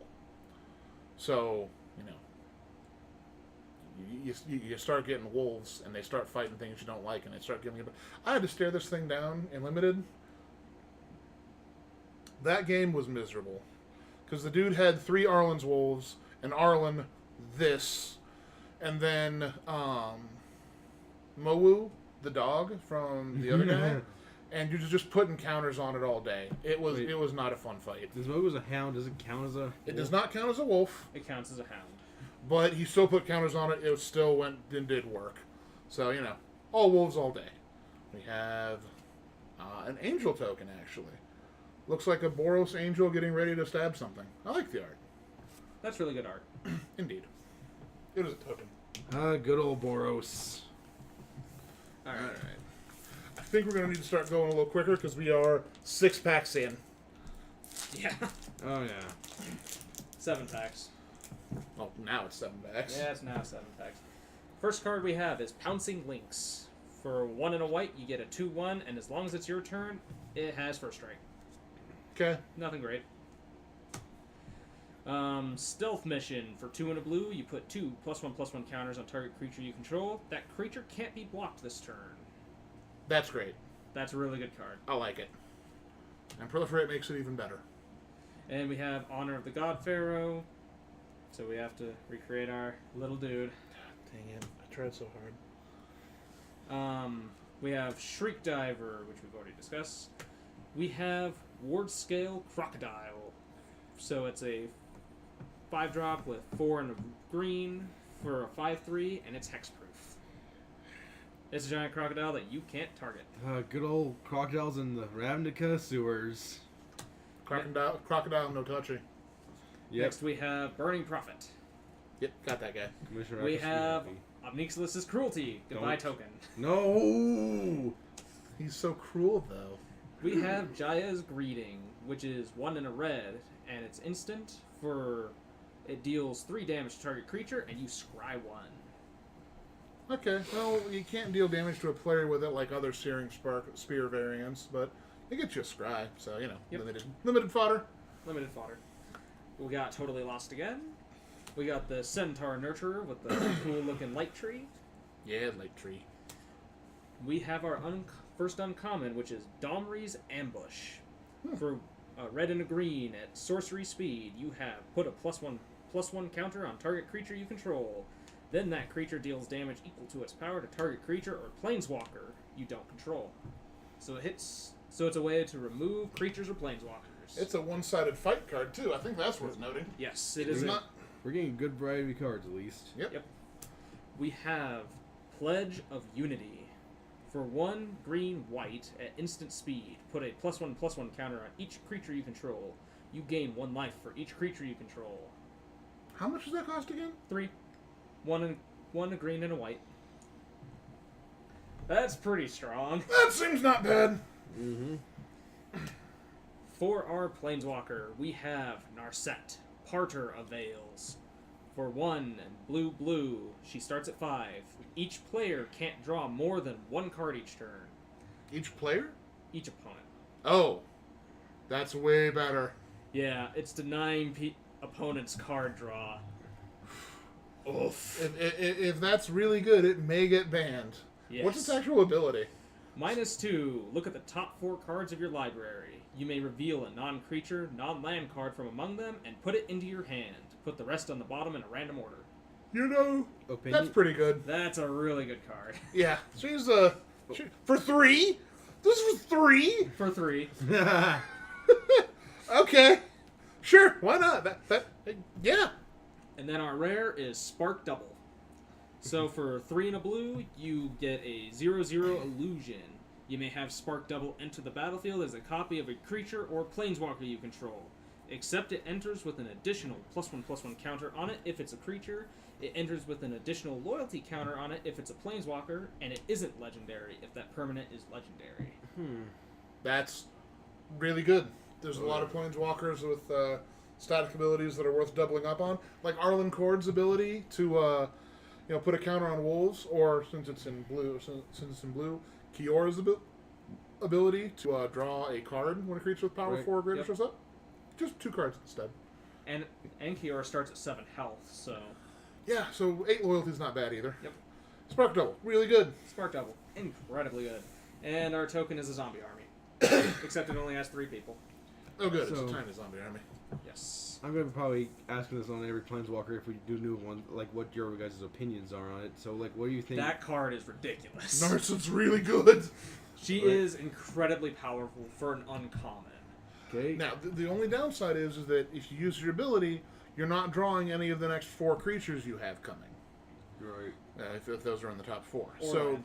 Would you use her minus ability or just keep her as a kind of like an enchantment kind of thing?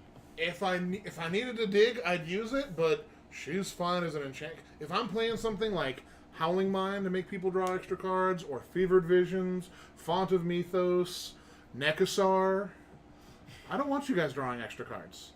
I want to make it look like I want you guys to draw extra cards, but I want all the cards. Well, to be fair, I don't think you'd put that in Nekasar, because you want us all to feel the pain of drawing extra cards. I don't know. I mean, I've got a Notion Thief in Nekasar, so... Oh, never mind. Okay. There's some give and take here. Come on, Gideon. We can tell what card he's excited for. Yeah, He tell me really about wants it. that Gideon. Can't say I blame him. How many other creatures are both planeswalkers and creatures? Okay, Pouncing Lynx. You got that one? guy. Yep, we already... Alright. We're trying to speed it Yep, along, sorry. so as you can. Sky Theater Strix. I don't think we've done that one. We have not seen that Oh, card yet. it's a white. It's a colorless and a blue. Flying. Whenever you cast a non-creature spell, Sky Theater Strix gets +1/+0 until the end of turn. It's a power 1, toughness of 2. Okay, so it's like the Burning Prophet, but instead of scrying, it flies. Yes. Then- Which, I'd make that trade all day. Goblin Assailant. Yay, bears.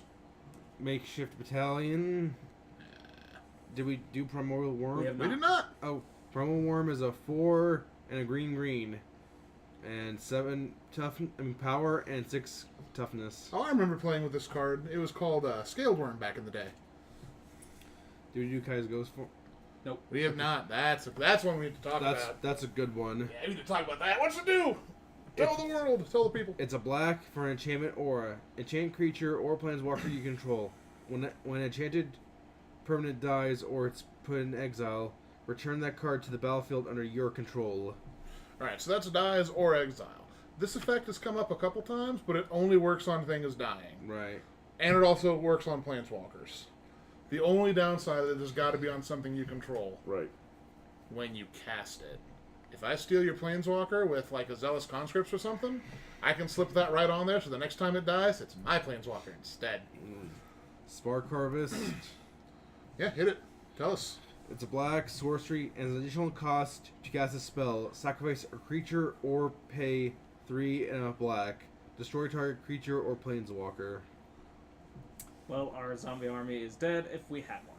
Don't think we did. Nope. Even then, that's okay. So as a 5-drop, it's not that exciting. It's the level of quality we've seen removal printed from Wizards from some of the recent sets, like the core sets and stuff that have 5-drop destroy target creatures. That 1 mana sack a creature, yeah. Oh yeah. That's Heck. Bone Splinters. That was a very doable card. Oh yeah, and Bone Splinters didn't even hit planeswalkers. Yeah, that Oh, hits yeah. a planeswalker. And too. if you've got enough extra mana, it'll hit anything you want, and you get to keep your stuff. Topple the statue. Yep, we've toppled enough. Giant growth. Big Spellgorger Weird. Weird indeed. Death Sprout. That's a new one. that is It's a 1 black green instant. Destroy target creature. Search your library for a basic land card. Put it into the battlefield tapped. Then shuffle your library. I think this card is going to be a commander staple, in my opinion. Because you kill a troublesome creature.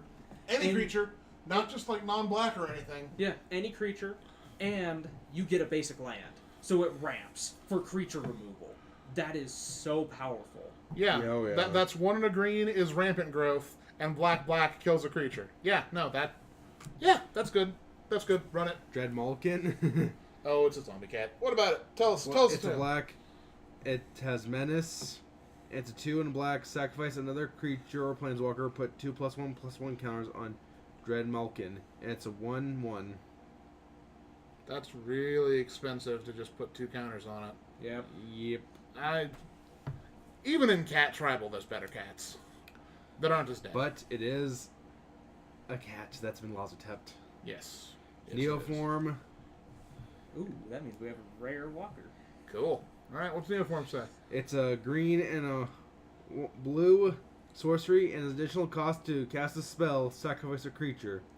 Search your library for a creature card plus the sacrificed creature's mana cost. +1. Let me go through it real quick. Yeah, sorry. It's all right. Search your library for a creature card with CMC equal to 1 plus the sacrificed creature's converted mana cost. Put it on the battlefield with an additional +1/+1 counter on it, then Yeah. shuffle. So it's Burning Pod on a sorcery. Gav, Except it gets a little bit bigger. you're gonna like this one, Gavin. Oh boy. Drum roll. Ugin! Yes! Got the Ugin. The Ugin. Eugene. So discuss You Ugin. want to tell us what Eugene does? Yes. I'll bet you do. I have my own Ugin, and I love him. So tell us what this one does. He's a 6 colorless legendary planeswalker, and his passive is color spells you cast cost 2 less to cast. So that's Eldrazi and equipment. All right. Oh, and the other Ugin. And other artifacts. Oh yeah, I forgot to. Steel Hellkite. Yeah. Oh, 4-drop. Okay, yeah, no. Ugin's good. What else does he do? Wait, there's more? Sweet, tell us more. He's a +1. Exile the top card of your library face down and look at it. Create a 2/2 colorless spirit creature token. When that token leaves the battlefield, put the exiled card into your hands. So it's like Manifest, but better. Yes, because it specifies leaves the battlefield, not dies. Yep. Then his -3 is destroy target permanent that's 1 or more color. Okay. He's 4 health. He is ramp, card draw, and removal. All Yeah. in one. He's And not- his creature doesn't have to have him around to get the card back. Oh, yeah, no. I totally missed that. Planes. Ugin's really great. And goblin token. It's a goblin. Yay, goblins. Yeah, he's not as good as the old Ugin, but still I like him though. Old Ugin is ridiculous, though. Old Ugin's gross. This Ugin's pretty sweet. And this Ugin's only a rare. Yes. So, you know. I think it's the best Planeswalker we've gotten so far that's not, the promo. Mac draws Nicol Bolas. If there's a bolus in the pack, I'll be leaving the draft immediately. But wait, how are you gonna get out? And I'll deal with that later. Alright, so we've got Luxodon Sergeant is our first common. It's 3 and a white for a 3/3 with Vigilance, and when it shows up, other creatures you control gain Vigilance till the end of the turn. So, you know, if you've got friends, he has friends. I think Vigilance is a very underrated ability, though. Especially in something like Commander, where you can have the creatures attack and still stay back to block. Yep. It's really Very useful. powerful. Alright, we have Casmina's Thanos Totening. Yes. That is such a good card. Goblin Assault Team, Duskmantle Operative, Vivian's Grizzly. Vivian's got a green Ghost Bear. 2 and a green for a 2/3 with 3 and a green as the activated ability. To look at the top card of your library, if it is a creature or planeswalker card, you can reveal it, put it in your hand. If you don't, put the card in your hand, put it on the bottom. In Commander, if your deck has a lot of trouble card drawing, this is kind of useful. In Limited, this is great. Oh, You yeah. get close to the end of the game, you've got a bunch of mana laying around. There's a chance you can activate this, get something, and play it. And it gets planeswalkers. Oh yeah. Green's usually just limited to critters. So, Vivian's... The Grizzly Bear is digging deep in the deck to find something good. Yes. The bear is the goods. Yep. You got Defiant Strike. Not super crazy about it. Erratic Visionary. I don't think we've talked about this one yet. Nope. It's 1 and a blue for a human wizard. It's a 1/3 with 1 and a blue. Tap. Draw a card, then discard a card. It's a looter. That's it. It also Yeah. defends pretty well. And you can do the drawing at the end of the turn. So, you know. Yeah. If you're really scraping the barrel for human wizards, it's not the worst one I've seen. It's not like Scornful Egotist or anything. Right. Yeah. Alright. Guild Globe. Yeah, more tongue twisters. This is a 2-drop. It's an artifact. When it shows up, draw a card. 2 tap, sack it, add 2 mana of different colors. Doesn't this go in eggs? It probably does. I think eggs usually want to have activated abilities of 1, though, rather than 2. Well, but those only provide 1 mana. This one's just 2 for 2 mana. Okay, yeah, that makes more sense. So, you know. Yeah, I think this goes in eggs. Yeah, it probably goes in eggs. Or in like a Storm-type deck if you want to build it, because You're a monster. it shows up. Oh, it's 2 mana. It shows up, draws you a card, and then the next turn you put 2 mana in it, you get 2 mana back out. It's great. Yep. And you're a monster for playing Storm. Yeah. But I love Storm. I'm a so- monster for other reasons. We have Chandra's Pyrohelix. This was a card I wasn't really a big fan of when I first saw it. It's 1 in a red for an instant to deal 2 damage divided as you choose them on 1 or 2 targets. Here's the thing that changed my mind. There's not a lot of ways to break up your damage in red. You're dealing, 4 damage to something, 2 damage to something, 3 damage to something. This allows you to pick off 2 little things, or finish off a big thing you've been working on, like a 5-drop that you've done, or a 5 toughness that you've done 4 damage to. Kill that off, and then, shoot somebody in the face. Because it's 1 or 2 targets. Yep. You can hit planeswalkers or players with it. So, it's not bad. Oh yeah. Gideon riding on Rakdos. Mm-hmm. Oh, great. Rubble Belt Rioters. It's a 3-drop, 1 red and green, for an 0/4 with haste. This is a creature with haste and 0 power. How's it buffing itself? Whenever it attacks, it gets +X/+0 until end of turn, where X is the greatest power among creatures you control. So it's actually as strong as your strongest thing. That's good. It's strong. And has haste. It's strong. Much strong. Human Berserker, as it would turn out. Humans get ripped, apparently. Welcome to Magic. Is he an uncommon? He is. Yep, he's in. This is our next uncommon. Devouring Hellion. It is a 2 in a red for a 2/2, so it's another Grey Ogre. When it enters the battlefield, you may sacrifice any number of creatures and or planeswalkers. If you do, it enters with twice that many +1/+1 counters on it. So this is a mock-up of an old ability called Devour, but it can also eat planeswalkers. So you feed it whatever you want to feed it, and for each thing you fed it, it gets 2 counters on it. Like have Kaizen Champion on a Planeswalker to reset it in case like can't. Yeah, no, you can like take Ugin and bring him down. He goes down to 1. You put the ghost form on it, and then you eat him with the Hellion, and he comes back. And your Helen gets stronger. Not bad. There's some Actually not combo. bad. There's some combo stuff you can do. All right, we've got Nahiri as Again. our Planeswalker again. So Gavin's set up for multiple equipment decks now, and Massacre Girl. Gavin's set up for multiple Massacre Girl decks now. Hope you're ready, bro. Well, Mr. Gabe is going to be excited because I got another Massacre Girl. You can do some trading.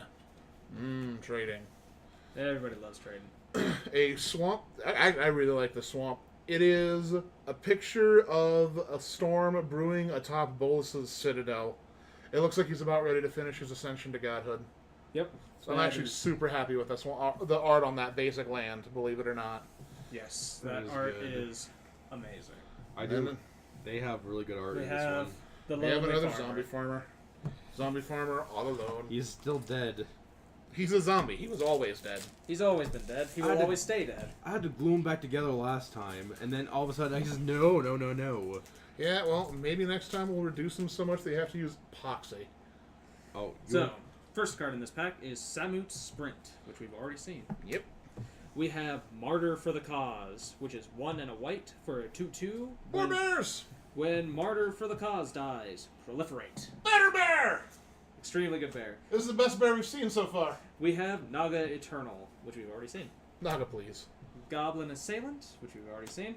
More bears. We have Lazotep Behemoth, which is 4 and a black for a 5/4 zombie hippo. I'm sorry, what? It's a zombie hippo. Hippo. Lazotep never. I like Lazotep. Hippos are already the scariest thing on the planet. They are. Why are you coating it in blue hate metal? I like the flavor text on this card a lot. I know I should be more concerned, but a big blue zombie potamus from Beyond the Stars, this is what they're invading us with? Zombie potamus. Perfect. Like, does it say Maleva. Zombie Boros Legionnaire. It does say zombie potamus on this card. I would frame that just for the flavor text. That's great. We need like 17 billion of these in foil. I'm pretty sure they look great in foil. Oh my gosh. I hope you get one. Yeah, then. maybe. We have the Ward Scale Crocodile. Oh yeah, that's not hexproof. Some more sewers. Some more croc sewers. This Yeah, is a that's card how I I'm contend with the actually zombies. really happy about, which is Tamio's Epiphany. 3 and a blue at sorcery speed to scry 4, then draw 2 cards. It's for C, Yeah, except with I- a new name. I do like the flavor text on it though. Yes. Yeah. The flavor text is pretty good on this. Tamio wished only to observe the war, but she soon realized neutrality was not an option.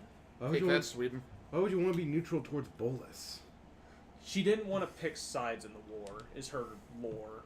However, when she found Kefnet, She's like, "Yeah, I can't be neutral here. Oh, we're her. I have to fight." We have the trusted Pegasus. Will you fly me to the bolus? Well, apparently the Pegasus died, and we had to ride on Rakdos, so... To be fair, Rakdos is better for the trip, I'm sure. Yes. Anyway. Then we have Banehound, which is a black for a 1/1 with lifelink and haste. Is that it? Yeah. That's such a cool name, though! That is It does have flavor still dice. a really good card, though. Yeah, alright. That just... The Banehound. Yes, you'd think it would be... I'm a little lifelink dog. You'd think Wag, it'd be... wag, wag. You'd think it'd be a little bit bigger Yeah, something. with a name like that. Oh, well. But you can make it bigger with the giant growth I just pulled. And it's even a dog! Yes! In flavor. So our first uncommon is a Johnny's Pridemate, which is a very good card anyways. I remember It's that card. 1 and a white for a 2/2.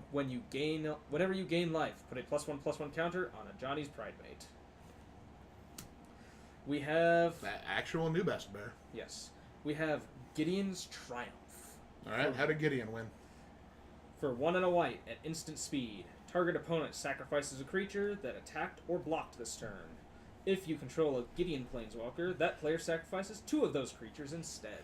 Niece's Triumph was better. Niece's Triumph is way yeah. better. And our Nisa won harder. Planeswalker for the pack is a card I love, the Wanderer. Nice. Alright. So we have 3 and a white for a Planeswalker with no subtype. Oh, okay. It has 5 loyalty and prevent all non-combat damage that would be dealt to you and other permanents you control. Oh, it also prevents it to you. Yes. Yeah, take that, Comet Storm. Yep. And then, -2, exile target creature with power 4 or greater. This card just really intrigues me, and this card makes me extremely happy that there's a mystery Planeswalker that no one knows anything about. You know what this needs? Spark Double. Yes. Keep them both safe. Yep. Yep. And our rare for the pack is Ravnica at War. We have 3 and a white at sorcery speed. Exile all multicolored permanents. Alright. So that is a pretty darn good board wipe. Yeah. Oh, yeah. Permanence. Take Yes. that. Enchantments. Planeswalkers. And our Artifacts. token is a little tiny Shervo with a giant head. That is a grotesquely large head. It's a grotesquely large head for a servo. Well, it's probably a scout. Yeah, it's all eyes. All eyes, all day. All Okay. eyes. Sorry, single eye. I love how it's giving me the Gideon ones. Hey, no, that works, man. May it deliver. Well, it delivered Ugin last time. Well, let's see how it goes then. Okay. Okay, Crush Descent. I think. Okay, that We haven't seen Oh, this. okay. 3 colorless and a blue. Instant counter target spell unless its control pays 2. And mass. So he's back at a 2/2. This little game with the zombie tokens is kind of fun. It is until I win. Chain Whip Cyclops. 4 for a red. And pay 3 in a red. Target creature can't block this turn. It's a 4 toughness and 4 power. I got those Alright. backwards. Well, Hey, no. Doesn't matter. yeah, it Not doesn't being matter. able, making able something and not able to block is never real bad, especially if it's a big difficult thing. Like if my opponent has something with Death Touch, now they can't save you, Right. which is generally the most annoying thing to deal with. Yep. So it's not bad. Crawl Stinger. Really, something with Death Touch, huh? Yep. That's exactly how that worked, eh? 2 and a green. It's a Death Touch and it's a 2/2. Death Touch, Gray Ogre, and Green. It's not bad. It's an insect assassin. Wait, really? Yeah. I am disappointed it's not a Lozatept one, but oh well. No need to be. Hey, remember in game last week when we came across assassin insects? Oh god. Yeah, we fought this. It's not a fun fight. Vampire Opportunist. No, we had not. I have not Oh. seen it. One and a black. Pay 6 and a black. Each opponent loses 2 life and you gain 2 life. And it's a 2/1. 7 for that ability is way Too too much. No, it's huge, but hear me out. There's a limited game I was playing against this guy. He had Vivian's arc bow, so he was just spitting out. He had nothing else to do with his mana. He drew lands 4 turns in a row. Just turned him into whatever's on the top of his deck. We barely had parity. My zombie token was doing work. 7 mana. He lost 2 life every turn. That's how I won that game. Fair enough. So, limited. Davriel's...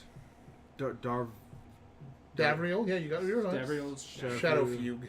3 black. The sorcery target player discards 2 cards and you lose 2 life. That player loses the 2 life, not you. I might say lose 2's life, but Okay. then That's a better mind rot. It's better Mind Rot. then something to the Wanderer. Wanderer's Strike. This is a card I actually really like. 4 and a white sorcery. Exile target creature, then proliferate. It's not a good card, but it's definitely an interesting card. Right. Well, hold on.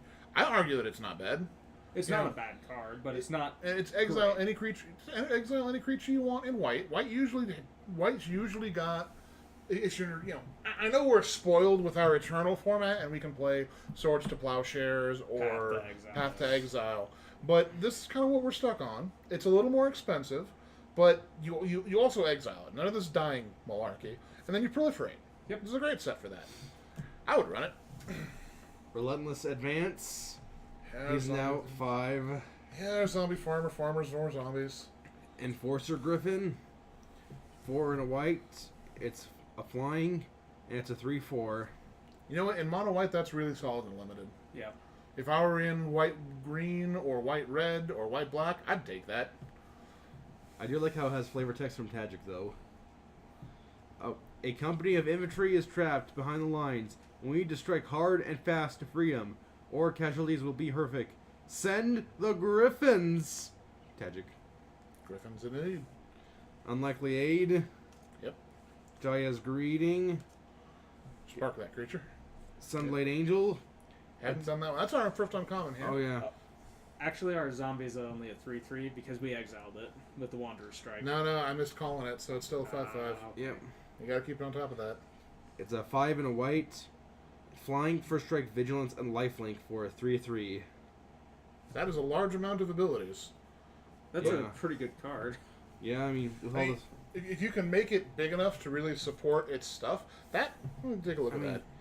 I think you can, because, I mean, all the proliferate that white has kind of gone and gone, kind of. That is a mono white Atraxa. Without the proliferate at the end of the turn and without the death touch. Yep. But it's just in white. But you replace the Death Touch with First Strike. Yep. So it can kind of be Death Touch if it's big enough. Yep. No, it's a little expensive, but it gets the job done. Rampage, black and a green. I mean, black and red. It's a sorcery. Choose one. Target player sacrifices an artifact. Target player sacrifices a creature. Target player sacrifices a planeswalker. That's the best charm I've seen printed yet. Yeah. That's a really good charm. Then Emergent Zone. Then Hey, rare planeswalker. Rare Planeswalker.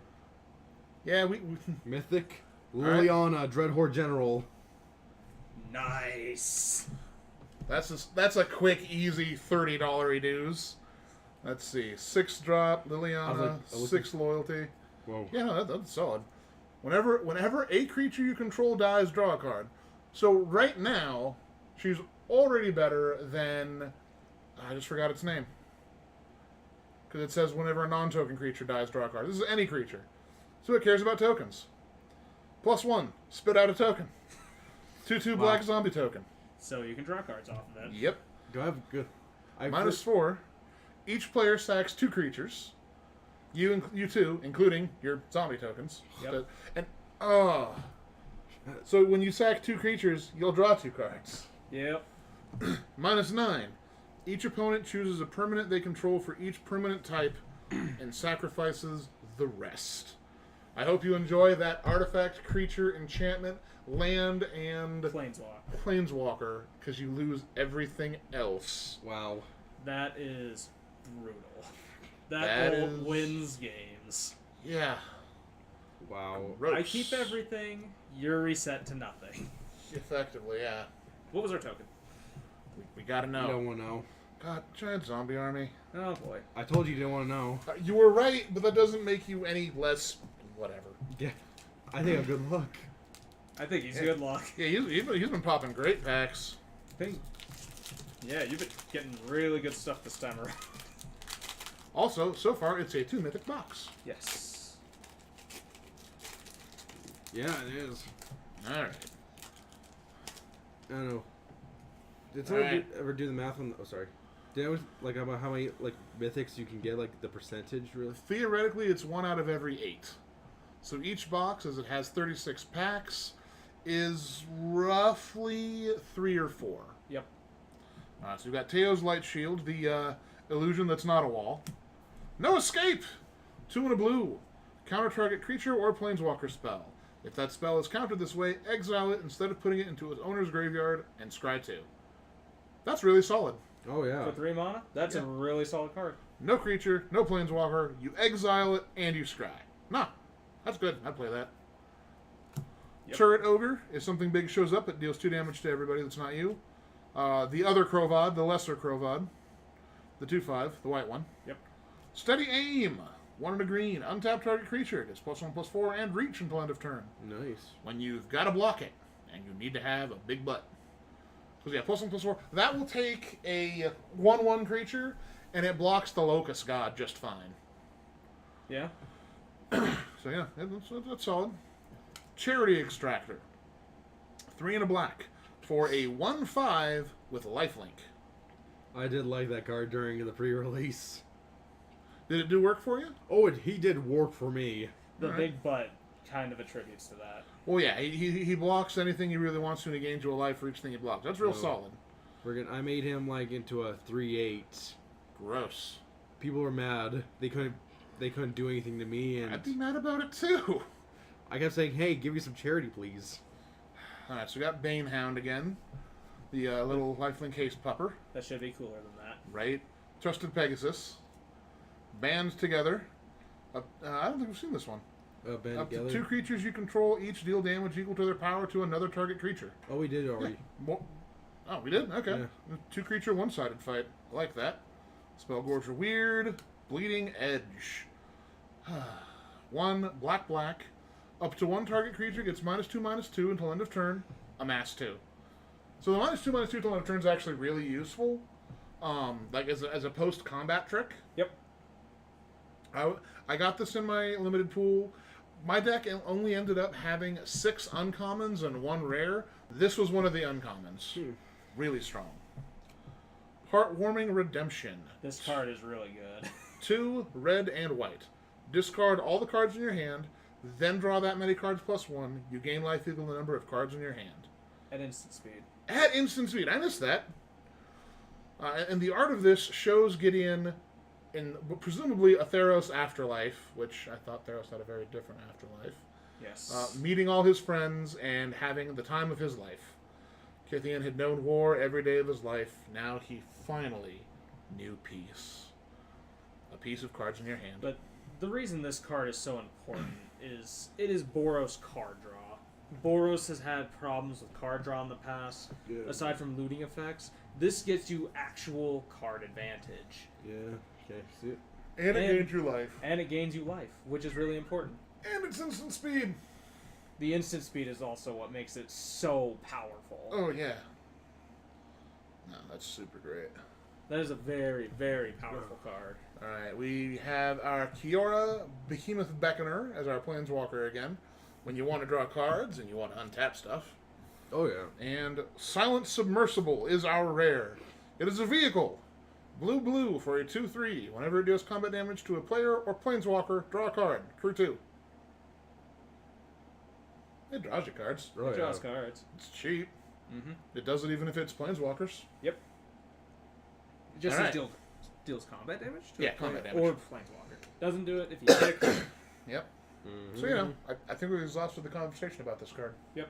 Cool. And Zombie Army token. There's so many zombie armies in this. There, well, to be fair, there's, you know, a It's lot of supposed mass to be. cards. Yeah. Alrighty. So, speaking of Kiora, we have Kiora's Dam Breaker. It is 5 and a blue for a 5/6. When it enters the battlefield, proliferate. I'll run it. Oh yeah. It's a Leviathan.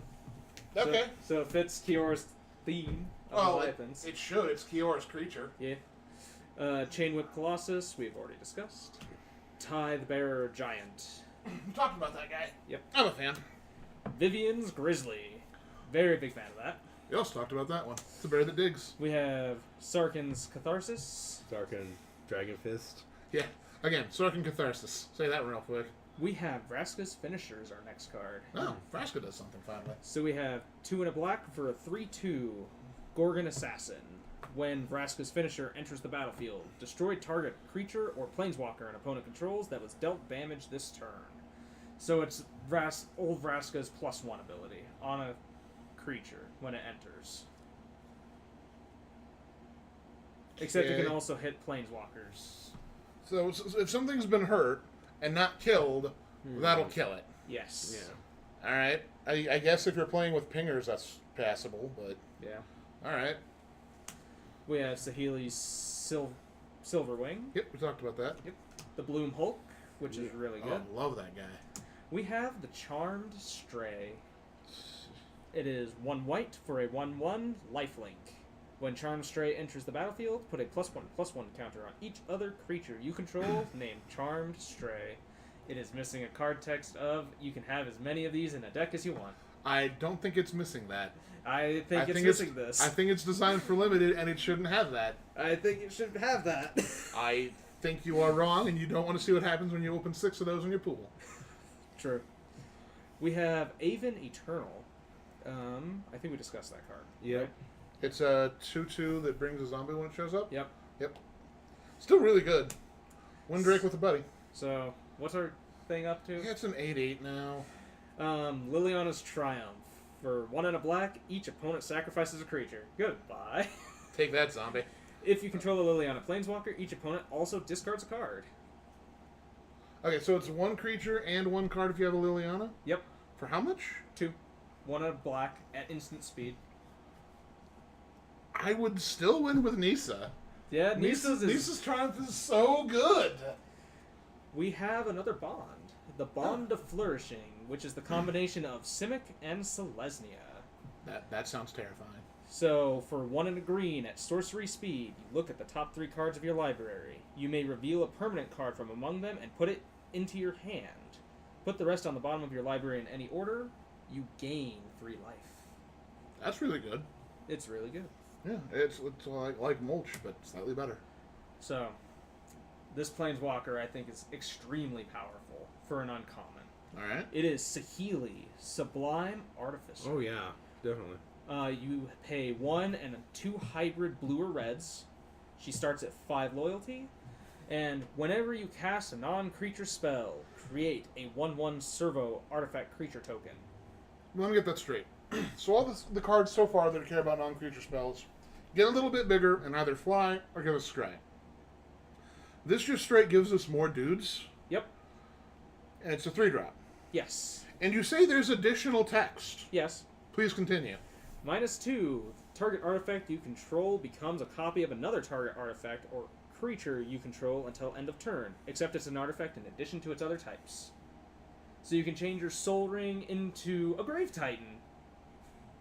That seems pretty Could good. you, like the entering battle trigger gives you 2. No, but it would get the attack trigger from it to get you 2. Well, that's I could turn my servo token that I got from casting a non-creature spell into a copy of, Darksteel Forge before Naviral's disc goes off. Yep. That's gross. She's you really wanna good. Copy something with Amass, please. Yeah, it doesn't copy spells. It's not a Ross, Eric. No. But no, just that non-creature spell clause is Yeah, so that's- powerful. That's huge. The -2 is decent, but that static ability is so good. Oh, it's you control. I thought it allowed you to copy anything. Okay, that's very little- different. That's very different. And our rare for the pack is Karn's Bastion. Nice. A+. We have tap to add a colorless to your mana pool, pay 4 and tap it to proliferate. That's a good one. That's a Repeatable proliferate on a land. That's literally the same amount to proliferate as I just had it too. Contagion Clasp? Yeah, Contagion Clasp. Yeah. I'd run Contagion Clasp in Commander decks. I'd run that. Yeah. I'd like to run that. Then our token is a 2/2 soldier with vigilance. Ah, the Finale of Revelation Soldier. The Finale of Revelation. He looks like he's about ready to party. Yes. Party hard, man. Well, Party hard, Thank summon you. angels. thank you for getting that one so I can get this Gideon one. Look, if you have a perfect correlation for doing the Gideon packs and getting sweet stuff, I want a Gideon pack next. No. You shall not have a Gideon pack. I will kill your zombie token. He's already dead. We already killed it. Good, I'll kill it Makeshift again. battalion. That thing. Continuous plan. We don't have this one yet. Nope. And it's contentious plan. Contentious. And it's a 1 in a blue, proliferate, and draw a card. It's a sorcery. For 2? Yeah. That's really good. That's better than Steady Progress. Oh yeah. Yeah. That was 3, and you did the same thing. Yeah. That's almost as good as Tezzeret's Gambit. Roll Stinger. Yep. Talked about it in Insect Assassin. Law Rune Forcer. Yep. Tapper. Burning Prophet. Yep. 3/3 Soldier. Yeah, you're amassing back up. Our Light Tree. Oh, Light Tree. Light Tree. Demolish. He's now a 4/4. Wild Step Reaver. Yeah. Mayhem Devil. Love that Mayhem Devil. Flux Channeler. That's new. It's a 2 and a blue. Whenever you cast a non-creature spell, proliferate. Okay. It's a 2/2. Sure. That so Saheeli will get an extra counter for the loyalty, and you'll get a 1/1 servo. Because why not? Eternal Taskmaster. That doesn't say a mass on it. No. Cool. It's about time. I'd- So it's 1 and a black for a 2/3. Shows up tapped. When it swings, you can pay 2 and a black, and if you do, return a creature card from your yard to your hand. All right. That's pretty good. It's not bad. I mean, it's a little mana intensive, And but repeatable recursion is never a bad thing. here's another good one, I think. Tameo. Collector of Tales. All right, so this is our rare walker. Yep. Tameo, Collector of Tales, costs 2, a green, and a blue, starts at 5. Spells and abilities your opponents control can't cause you to discard or sacrifice permanents. Hey, bonus protection. Yes. And it's not in white. It's not. That's interesting. That's a very white ability. Yeah. +1, choose a non-land card name, then reveal the top 4 cards of your library. Put all cards with the chosen name from among them into your hand and the rest into the yard. Okay, what's her abilities? Her other abilities, I guess. Her other ability is -3, return target card from your graveyard to your hand. So Eternal Witness. Yeah, that's really good. Yeah. Holy cow, she's awesome. The +1 does require a little bit of setup. Z-Luck. Yeah, but still. That's really good. All right, what else we got? What's our land? A foiled Tybalt's Rager. Oh, okay. His Rager's pretty good. That is. It's a 2-drop for a 1/2, so it's not quite a bear. Then When it dies, it deals 1 damage to anything, and you can spend mana and raise it up. don't do it. All right, Go what's our for- token? One of my favorites, the Zombie Warrior. Oh, the one O'Ketcher gets. Yeah. 4/4 Vigilance. You're giving him the Gideon back? No. Yeah, we figure with this backup narrative, I'll finally kill your zombie. It'll stay dead for the rest of the box. Then what? Maybe. Stay right there. You just told Gavin to take that one next. You know that, right? Gavin, do you want to curse the luck? Alright. Naga Eternal, our zombie Naga. A Raging Crunch, cannot attack alone. Battlefield Promotion, counter on first strike. The Zombipotamus from Beyond the Stars. Love that thing. Return to Nature, disenchant but better. Heartfire, is different. It is an instant for 1 and a red. There's an additional cost to cast a spell. Sack a critter or planeswalker, deals 4 damage to anything. Alright. I have an idea. It's almost like a red version of the one black spell that you had to sack a creature and pay an extra 4/4. Yeah, Yeah, almost like that. almost like that. Except it's that was Not- good because it doesn't not- just kill it. Does anyone care about their zombie hippopotamus cards then? We should just like make a giant poster into it, like frame it. Well, we've got a buddy who comes down to Magic every so often who has an abacus made out of a particular card. And I think you could probably do the same thing with another Zombopotami. I was more or less thinking like just making like a giant poster out of it though, like a. I'm not sure if that's as visually stimulating as this is my Zombiepotamus. He keeps track of my life. Yeah. All right, Mana Geode. 3 for an artifact. When it shows up, scry 1, tap, add 1 mana of any color. It's like a Commander Sphere, but disappointing. Yeah. But hey, if you really need that color fixing. It's better than Monolith. Very true. All right, Pollen Bright Druid. It's 1 and a green for a 1/1 Elf Druid. When it enters the battlefield, choose 1. Put a +1/+1 counter on a creature, or proliferate. So it's like Elvish Visionary, but instead of drawing a card, something gets bigger, or a lot of things get bigger. Yep. Worth. Alright, more Shadow Fugue, pitching cards and losing life. Thunder Drake. When you cast your second spell each turn, put a +1/+1 counter on it. Any spell, any turn. Every counter. It's a 4-drop for a 2/3 flyer. So if you're planning on dropping a lot of spells, like you've got a deck that does a lot of reduced cost things that can be really useful. Also, the art is awesome. Yes. It looks like a storm cloud trying to eat a lightning bolt. Oh yeah. Alright, Augur of Bolus. This is an old reprint. 1 and a blue for a 1/3 Merfolk Wizard. When he enters the battlefield, look at the top 3 cards of your library. You can reveal an instant or sorcery card from among them, put it in the hand, put the rest on the bottom. Does that mean he's So just it's a loyal to Merfolk Bolas? Samurai. Yeah, Merfolk. Say what? Does it mean he's like loyal to Bolas, or he wants? Yes. Well, He's the take a augur. look at that art. You see the thing he's got in between his hands with the big bolus horns and the meditation gem. Oh, he's And the loyal. bolus horns on his helmet. And you can ask me, is he loyal to Bolus? To which I'll respond, I think there's a really good chance he's loyal to Bolus. Oh, we have the dog! Moo, loyal companion. Oh, I love this thing. This dog is the best. It's a 3 and a green for a 3/3 legendary hound, trample and vigilance. If 1 or more +1/+1 counters get put on it, put that many +1 instead. So, Okay. gets large. He gets large. And trample and vigilance, so he can block and he's good at killing. Seriously, this pupper, best pupper. 12 out of 10 pupper. And it has bonus tails. Well, I say Gideon's leading us somewhere. He got his hound. He's in here somewhere. I know Actually, it. he got Jiangyangu's hound, which is our planeswalker for the pack. Awesome. Right? That's such flavorful packaging. Right? I mean, okay, our first pack, spoiling that Gideon He does. dies, flavor fail.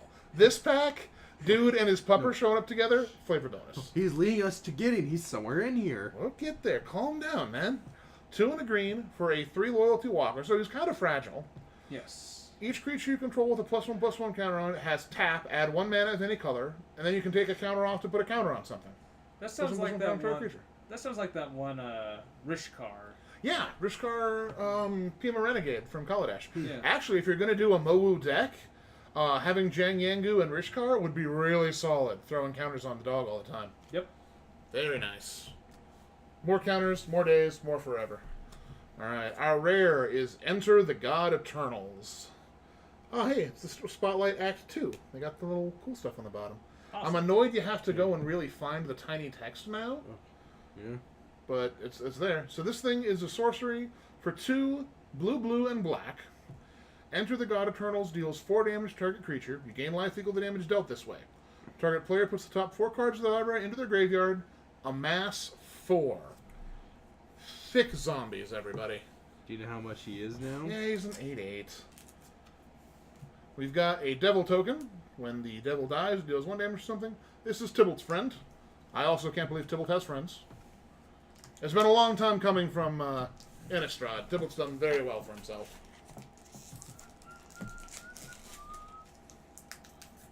Yeah, the whistling disrupts. Yeah, the microphone, don't forget. Alrighty, so we have Stealth Mission, which is a pretty good card. Yep. We have Goblin Assault Team, which is also a pretty good card. We have New Horizons, which is a really good card too. Actually goes really well in the Mowu deck. It does. We might have to build that one on stream. We have Aid the Fallen, which is pretty good. Yep. We have Jaya's Greeting. Darn it. We have Unlikely Aid. Yep. Rad and Rakdos. We have Even Eternal, so we have a 9/9. So 9/9 zombie now. Dang it! Now we just dealt 5 more damage to it. We have to deal 1 more. Alright. Sarka Catharsis. Yep. Sarka Sarkis. Catharsis. Always good. We have Bloom Hulk. It proliferates. We have Sahili Silverwing. Yep. Remember that. We have a new card, Oh, an snap. uncommon, which is Cyclops Electromancer. So for 4 and a red, you get a 4/2, and when it enters the battlefield, it deals X damage to target creature and opponent controls, where X is the number of instant and sorcery cards in your graveyard. I think the instant or sorcery cards are going to be better damage dealers. So Yeah. if you're planning on building, limited burn, I guess that's okay. Yeah. Not super great. No. We have the God Pharaoh statue, Okay, this one's fun. which is 6 colorless for a legendary artifact. Spells your opponents cast cost 2 more to cast. Mm-hmm. At the beginning of your end step, each opponent loses 1 life. Wait, is this the statue they've been toppling for multiple packs? Yes. Wow, took them long enough. Then we have, for our Planeswalker, Kasmina, Enigmatic Mentor. Oh, that's the one that makes the Thanos toads. Yes, Miss Thanos Toads. She starts at 5 loyalty. Spells your opponents cast that target a creature or Planeswalker you control cost 2 more to cast. And isn't she the one that hasn't been seen yet? As she's the one of the new ones, right? Yes, Yeah, she's she's one a of the new one. I will admit, she was really useful for me during limited play. I was going against a couple decks that had, a lot of deal 4 damage to a target attacking creature type thing. She saved my bacon. The card's great. And then you have -2. Create a 2/2 blue wizard creature token. Draw a card, then discard a card. So you get a dude, and you get a draw. Yes. And your stuff gets protected. Yep. Love Casmina. This card is so good. This is Casualties of War. Oh, For 2 black and 2 green, That's expensive. sorcery speed, you get choose 1 or more. Destroy target artifact. Destroy target creature. Destroy target enchantment. Destroy target land. Destroy target planeswalker. You can destroy up to 5 things. that seems not bad. And it's up to, so you don't have to have them all on the battlefield like it's a Decimate clone. Yes. Seems good. And then we have our assassin. I'm surprised we haven't seen the thing that makes the assassins. It's an uncommon. We'll get there. Maybe. Who makes the assassins? Vraska. The Vraska. clever. Yeah, we've got her finisher. We've got a couple of her assassin tokens. No Vraska, though. Okay, Gideon, lead me to you. Okay.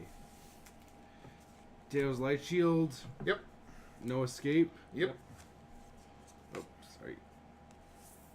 Turret Ogre. Okay. Steady Aim. Yep. Charity Extractor. Then do Wait, we? hold on. Charity? Oh, yeah, it's the 1/5 with lifelink. Sorry. Yes. Then Chandra's. Pyrohelix? Do we do that one yet? Yep. Well, I talked about it. I don't know if you guys Okay. want to. We talked about it already. Okay. Darviel's Shadowfuge. Wanderer's Strike. And the zombie's dead. Yay. But I'm not casting it. Too bad. We're casting it. 3/3 zombie. God damn And it came right back. it. Where's up Nexus's cruelty? Enforcer Griffin. Yep. Jace's Triumph. Oh, We hey, haven't we haven't talked talked about that one. We've talked about every other Triumph but his and Chandra's, so what's Okay. Jace's Triumph? 2 and a blue. Draw 2 cards. If you control a Jace Planeswalker, draw 3 cards instead. At sorcery speed. That's sorcery. So it's a divination, or if you control a Jace, it's divination plus. That's pretty good. It's not bad. It's the second hardest win after Nisa's. Firemaned Vessel. Firemind Vessel. This is actually really cool. It reminds me a lot of Hedron Archive. Yes. Yeah, it's a 4 colorless artifact. Fireman Vessel enters the battlefield tapped, and tap it to add 2 mana of different colors. So you can't do like double red or double green, but any of the guild colors, Right. got it. Then, as for a Planeswalker, Dovin, Hand of Control. 2, Okay. and white or a blue. He's artifact, instants, and sorcery spells your opponent's cast cost 1 more to cast. Sweet. -1. Until your next turn, prevent all combat damage that will be dealt to and dealt by target permanent and opponent controls. And he starts at 5. 5. So Alright. So we have a Taxer in white and blue. Wow, who saw Big that coming? surprise. Yeah, but this is only artifacts, instants, and sorceries. So creatures, enchantments, planeswalkers still cost normal. There's no bonus to that. Right. But it is a strong control card, and I actually really like it. It gets the job done. Mm-hmm. It's really neat. How many mythics have we drawn so far? I think just one. No, two. Two? Alright. Well, we got another one. Oh boy. Alright, that's not bad. Finale of Promise. I promise you, this card is great. X red sorcery. You may cast up to one target instant card and or up to one target sorcery card from your graveyard, each with a converted mana cost X or less without paying their mana cost. If a card cast this way would be put into your graveyard this turn, exile it instead. If X is 10 or more, copy each of those spells twice. You may choose new targets for the copies. Alright. Don't choose X spells. This is one of those where, yes, the card is red. I wouldn't play it in a red deck. No. It belongs in a different color. Yeah, well, Mountain and Zombie Army. oh good. It's our 3/3 zombie army returning. What do you got for me, Gav? Have Lily on them. Don't mind if I do. Yeah, a pair of the same mythic in the same box? Not bloody likely. Yeah, but though, that is really solid. That's the single strongest pull we've had so far. Yes.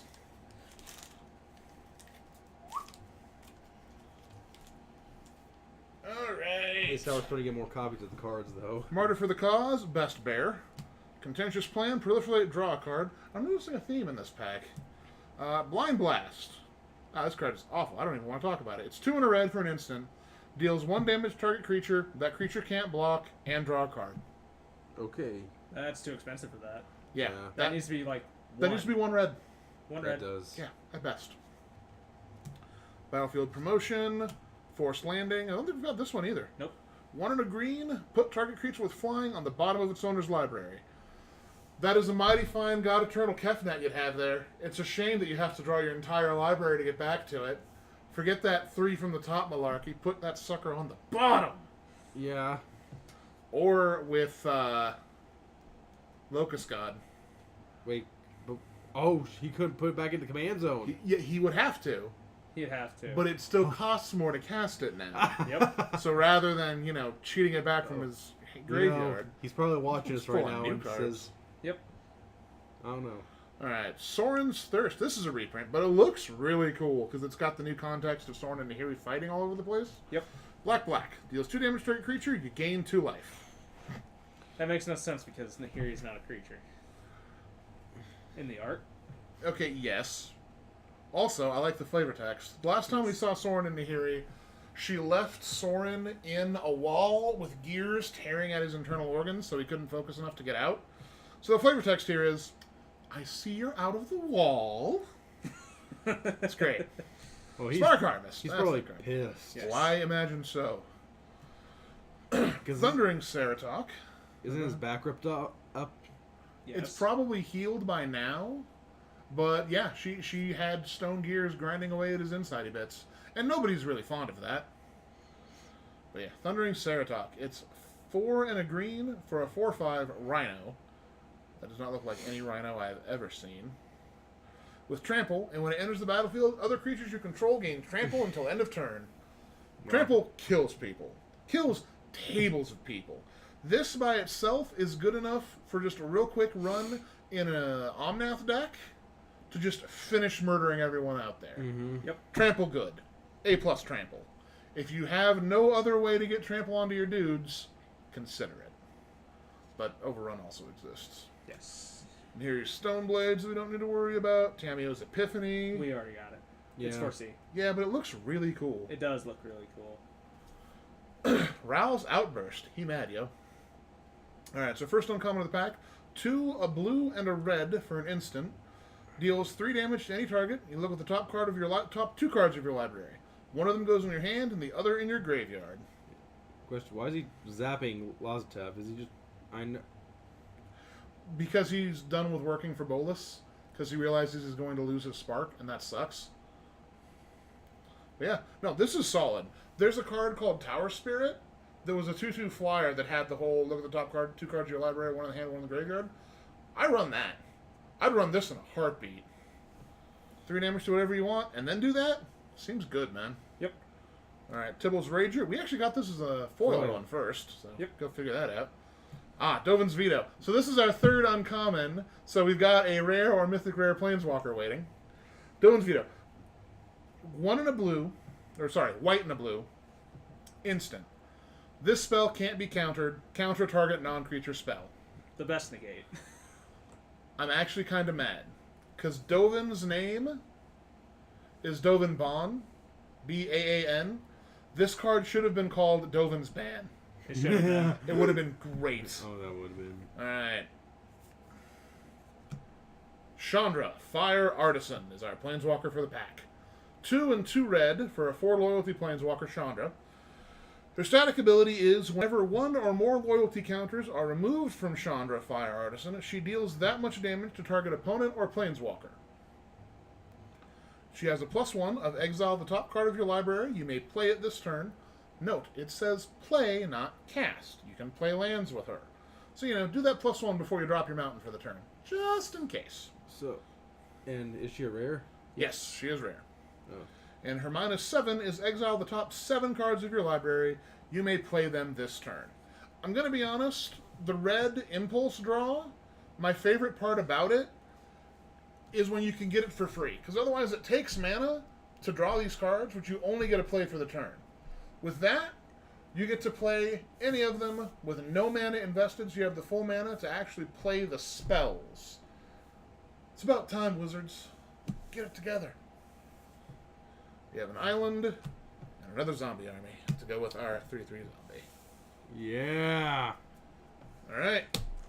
Who comes next? Time for me to kill it. Alright. Gavin, think about this. Gavin, please don't. You already got Liliana Dreadhorde General.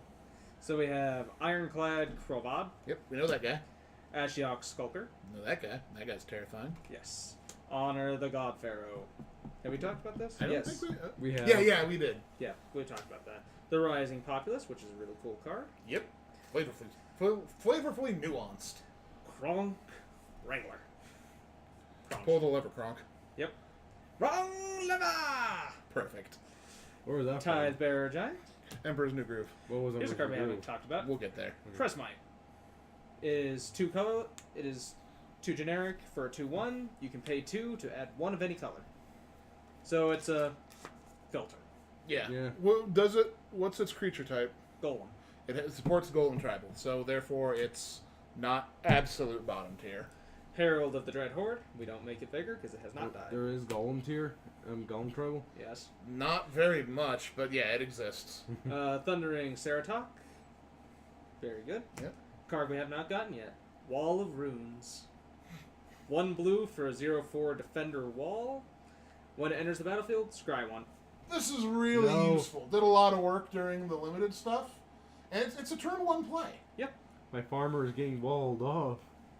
I also really like the flavor touch for that card too. I'll read it. It's strangely satisfying seeing an undead killing machine from another world standing befuddled in front of a wall of text. Lavinia. I can't read. It's perfect. Yes. Probably has no brains. For our first uncommon, we have the Challenger Troll. It costs 4 and a green for a 6/5. Each creature you control with power 4 or greater can't be blocked by more than 1 creature. So I'm going to be honest, the name of this sounds like what I would expect someone who's really, really bad at Smash Bros. To introduce themselves. Hi, I'm the Challenger Troll. Are you winning? I challenge you. Our next uncommon is Invade the City. For 1, a blue and a red at sorcery speed. We have Amass X, where X is the number of instant and sorcery cards in your graveyard. Oh, we've got a lot of stuff in our graveyard. This thing's going to be huge. For our Planeswalker, we have Jaya, Venerated Fire Mage. It costs 4 and a red for a 5 loyalty. Its static ability is if another red source you control would deal damage to a permanent or player, it deals that much damage, +1 to that permanent or player instead. Opinions on that? I don't know why, if I'm shocking a land, I would need to shock a land for 3 instead of 2. But I'm going to be honest, with Chandra Fire Artisan, having a counter come off at a time seems really good. Yeah. Or like with Grape Shot. Oh, Grape Shot. Give me those stupid Guild Globes, get some Jayas in place, spark double it. I'll storm off with Grape Shot. Y'all can deal with it. Yep. And then her -2 is Jaya, Venerated Fire Mage, deals 2 damage to any target. Becomes 3 damage. Yep. Comes Yay, 3 Jaya. damage. This is a card I actually really like. It is Living Twister. For 2 red and a green, you get a 2/5 elemental. You can pay 1 and a red and discard a land card. Living Twister deals 2 damage to any target. Pay a green, return a tapped land you control to its owner's hand. Oh, okay. So it's Okay. like Evacuation, but for dealing damage instead. Yeah. Yes. Cool. And it can go in on that. And it's got it is an elemental, and it's got a large toughness. Yes. So, cool. And our token is a 2/2 wolf. Yay! Fucker. Arlen's Wolf. Okay. Come on, Gideon. I found a Gideon pack. I'm cheating here, but oh well. You're breaking the narrative. I have to. Does Bolus follow the narrative? No. Bolus creates the narrative. I have to think on that a bit, but Bolus does not listen to the story. Bolus makes the story. I want to get out. Oh, there it is. Well, you want to see this, Em? Sure, what's the token? Niece's Hey, emblem. Niece's Emblem. Sweet. That is. It's very plain, actually. It is. Nice. I've seen 3 open boxes, and this is the first emblem I've seen. Invading Manticore. Pretty sure We haven't talked about that yet. I thought, oh, well, 5 in a red. Invading Manticore enters the battlefield. Amass 2. So it's gigantic. Yeah, no, it... He's 7/7 man. now. Okay. And he's a fine. 4/5. Alright, you've got a thick zombie. Then Bulwark Giants. We have not talked about that one either. 5 in a white. When Bulwark Giant enters the battlefield, you gain 5 life. And she's a 3/6. Okay, well, she blocks really well. Yep. And 5 life is actually a significant amount of life in something like Commander, even. Yep. Kyora's. Yep, talked about that one. Hold on, real quick. He has just played 6 drops. Huh. You got a Tithebreaker Giant, too? I was hoping. Raging Crunch. Yep. Pulls the wrong lever. Courage and Crisis. Yep, got that one. Shriek Diver. Yep. Had it. Arlen's Wolf. Had Yep. it. Dumb Zombie. Trying Yep. to read. Dumb Zombie trying to read. Perfect. Wall Got it. runes. Well, magic runes, laddie! Divine Arrow. Not Has that not one had yet. that. What? It's a 1 in the white. Divine. It's an instant. Divine Arrow deals 4 damage to target attacking and blocking creature. Or Or blocking. We have yet to come across a creature that can do both. a card that does that. That's devastating. Yeah, well, that's getting into Pegasus getting shot down. Good. Prismite. Yep, talked about that. Golem Tribal's thing. Bond of Discipline. We have not talked about the Bond of Discipline. Which 2 are those? Azurius and Orzhov. It's a 4 in a white. Tap all creatures your opponents control. Creatures you control gain lifelink until the end of turn. At sorcery speed. It doesn't matter what's sorcery speed or not. It's you play it on your turn. None of your opponents can block anything you do, and you gain buckets of life. Rescuer Sphinx. Seems good. I Very- like Rescuer Sphinx. We haven't talked about it, but I like it. 2 blue. Flying. As Rescuer Sphinx enters the battlefield, you may return a non-land permanent you control to its owner's hand. If you do, Rescuer Sphinx enters the battlefield with a +1/+1 counter on it, and a 3/2. I'm going to bounce the zombie token. Yep. You've been outvoted. I love that face! Also, that was I want to say it's our 3rd non-Planeswalker uncommon. Oh, nope, never mind. So what do we got? Now then, you made me angry, Mac. I'm playing Omnixilus. No, he's not going to be cruel anymore. The Hate Twisted. My favorite. Oh, so you're playing you then. No. You the Hate Twisted. Alright, so what's he do? Okay, fine. I'll admit I'm a demon. Okay. What's he do? Okay. He's a 3 black. Whenever an opponent draws a card, Omnixilus the Hate Twisted deals 1 damage to that player. His -2 is destroy target creature. Its controller draws 2 cards. And 5 life. I Okay. do like this ob, though. Oh yeah, you can either do 2 damage to your opponent by making them draw a card, which doesn't seem super useful.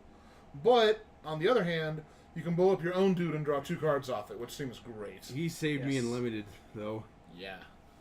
I like this one, especially, and then that enchantment version of him is just good. Yeah, no, I'd play this in Nekasar. Hey, card draw deck, start Have more. killing yourself.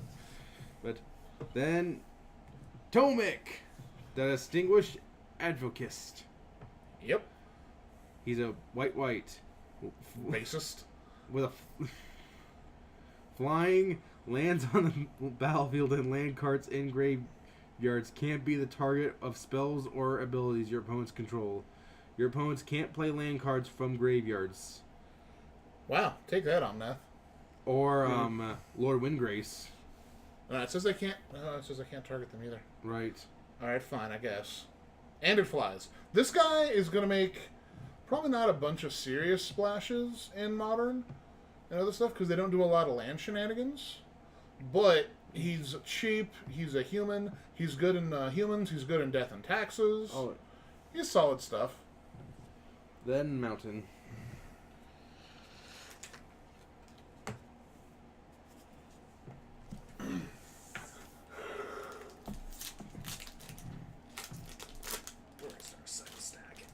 Okay.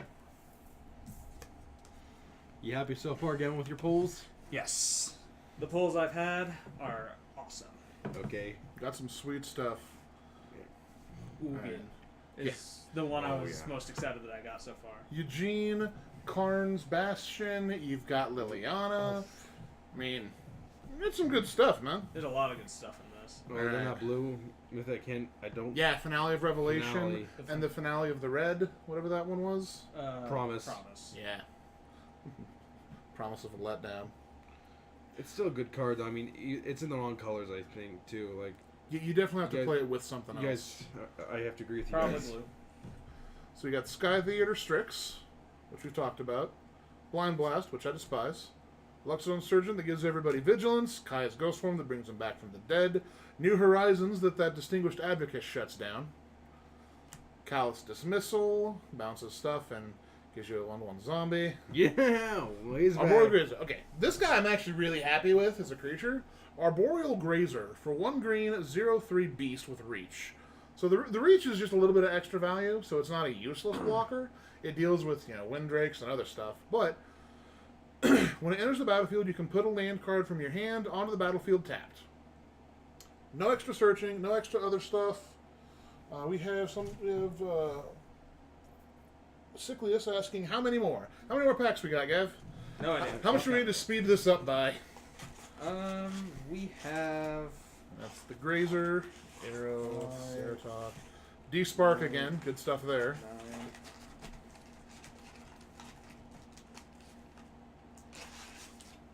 Oh, crap, I think we have a lot left. Were we even halfway? Oh, that was 9. Plus 6 more. That's So 15. So we're just a little bit past half. It's going quicker, though. We can kick this into overdrive if we need to. Yeah, You we probably should. Grateful Apparition. This is a Sorry. 2-drop for a 1/1 flying spirit. When it hits a player or planeswalker, again, also hitting planeswalkers, proliferate. So you get more counters on everything. Sorry. Love it. Our planeswalker this pack is Samut, Tyrant Smasher. 2 and Hybrid Gruul. She seems kind of repetitive. Creatures you control have haste. And then -1, target creature gets +2/+1 and haste until end of turn. Scry 1, which literally is her spell. So the planeswalker casts her spell. I don't know what I was expecting, to be honest. This is a cool card. And the Elder Spell. This is the spell Bolus is casting to ruin everyone's day. Spotlight, Act 2. It costs black, and it's a sorcery. It destroys any number of planeswalkers. Period. All of them. Not yours, not mine, any players. Don't care. Choose a planeswalker you control. You don't have to target it, so if you don't have any planeswalkers at the end of the spell, it doesn't count as a spell. But presumably you should have one. Put 2 loyalty counters on that planeswalker for each planeswalker destroyed this way. Oh, jeez. Pop, pop, pop. Watch any heathens drop, drop, drop.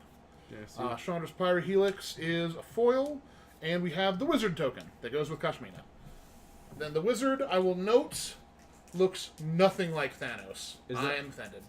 Is that what you used against Dak and Faye? He used that against the entire plane at once. Bolas doesn't skimp out on removal. Alrighty, so we have Honor the Godpharaoh, Rising Populace, No Escape, like that card. We have Grim Initiate, which we haven't gotten yet. Oh, really? It's a 1 red for a 1/1, first strike zombie warrior. When it dies, amass 1. It's not dead yet. Continue. We have Snare Spinner. We have Toll of the Invasion. Oh. I don't think we've had this card. Doesn't sound like one we've had. It costs 2 and a black at sorcery speed. Target opponent reveals their hand. You choose a non-land card from it. That player discards that card. Amass 1. Okay. We have Spellgorger Weird. We have Topple the Statue. We have Herald of the Death Horde. We have the Gateway Plaza. It's been a while since we've had one of those. I say we've gotten like 6 times we've toppled this statue. I've only seen the statue once. Okay, so we have Prison Realm is our next card. It is 2 and a white enchantment. It's non-common. When Prison Realm enters the battlefield, exile target creature or planeswalker an opponent controls until Prison Realm leaves the battlefield. Got it. It's Oblivion Ring. Oh, is that... When it enters the battlefield, scry 1. Oh, Okay. Is that Bolus on the yard there? Yes. I'm pretty sure that's a story spotlight moment card then. Yep. Okay, see that? Spotlight Act 3. Okay. We have Bond of Revival, which is the Golgari and Rakdos. That sounds like it'd be a really cool symbol. It is a really cool symbol.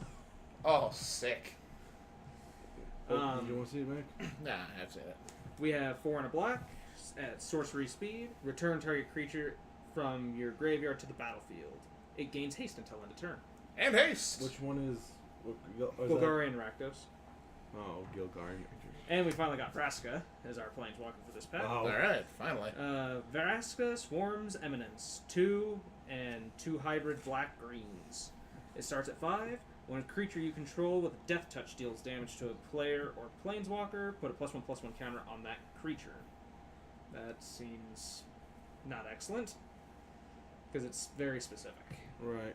-2, create a 1/1 black assassin creature token with death touch, and whenever this creature deals damage to a planeswalker, destroy that planeswalker. Alright, it's basically double death touch. Yep, double death touch. And we have the Lost. Fibblethip. Fibblethip, the Lost, which is 1 and a blue for a 1/1. When Fibblethip, the Lost, enters the battlefield, draw a card. If it entered from your library or was cast from your library, draw 2 cards instead. When it becomes the target of a spell, shuffle it into its owner's library. Nice. Oh good, he gets lost immediately. Yes, he gets immediately lost. Cannot find this guy, I swear. And our thing is a giant zombie army. Alright, big zombie army. Big zombie army.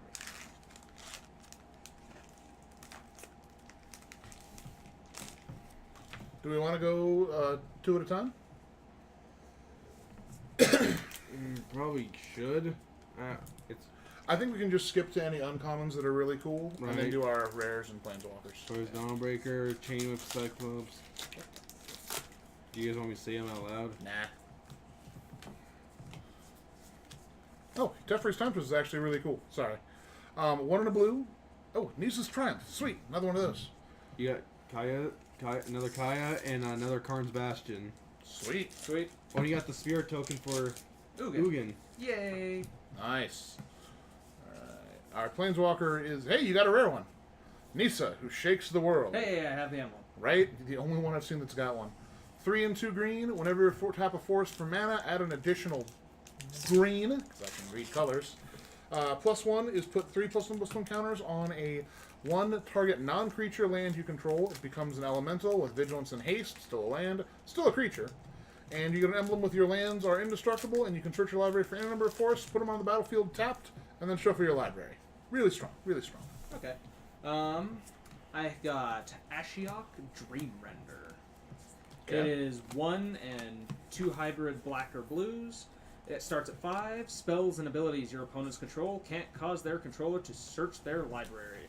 Oh. Ooh, I got a new one. Hatred. Hold on, let's do this one first. We have -1. Target player puts the top 4 cards of their library into their graveyard, then exile each opponent's graveyard. All graveyards? All opponents' graveyards. Wait. Super gross. Ashiok is going to be worth money. Called it. Called it now and And forever. then I got a mythic in my pack. Sweet. What'd you get? Finale of Glory.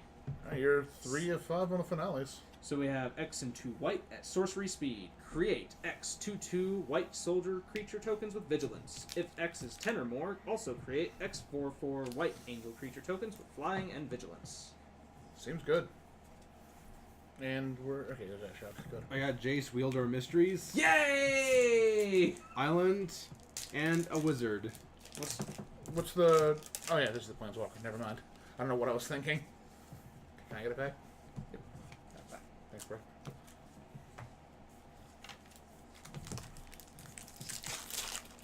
Yep, sorry. Chat has spoken, and now we are on the prowl. Yes. Ugh.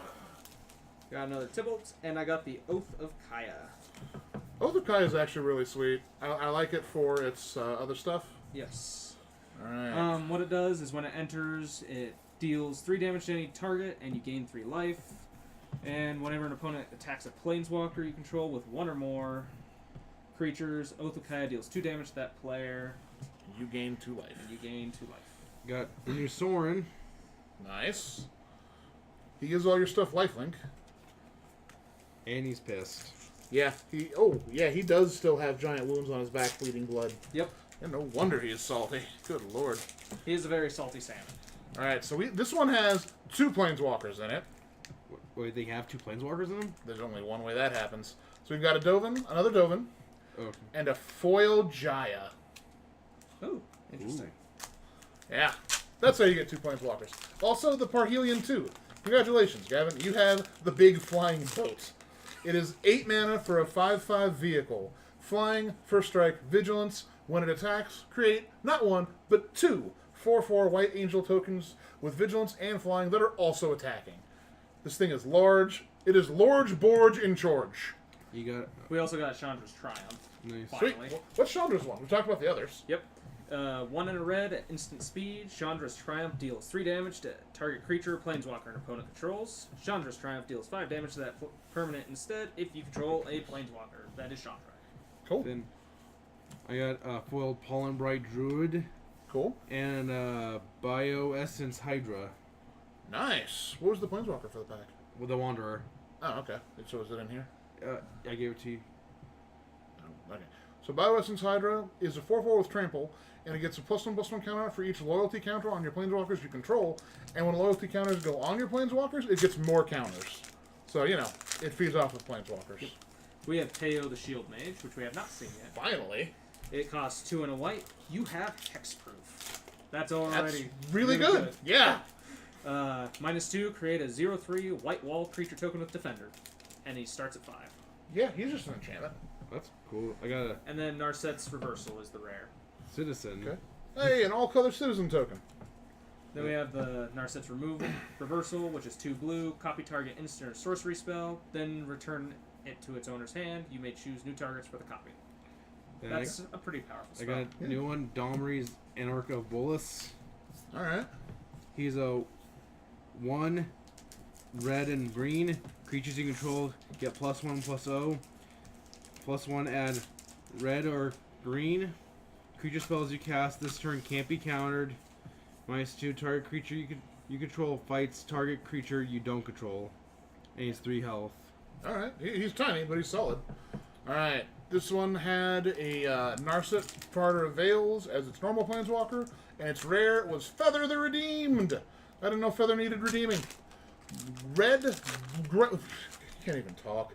Red and 2 white for a 3/4 legendary angel.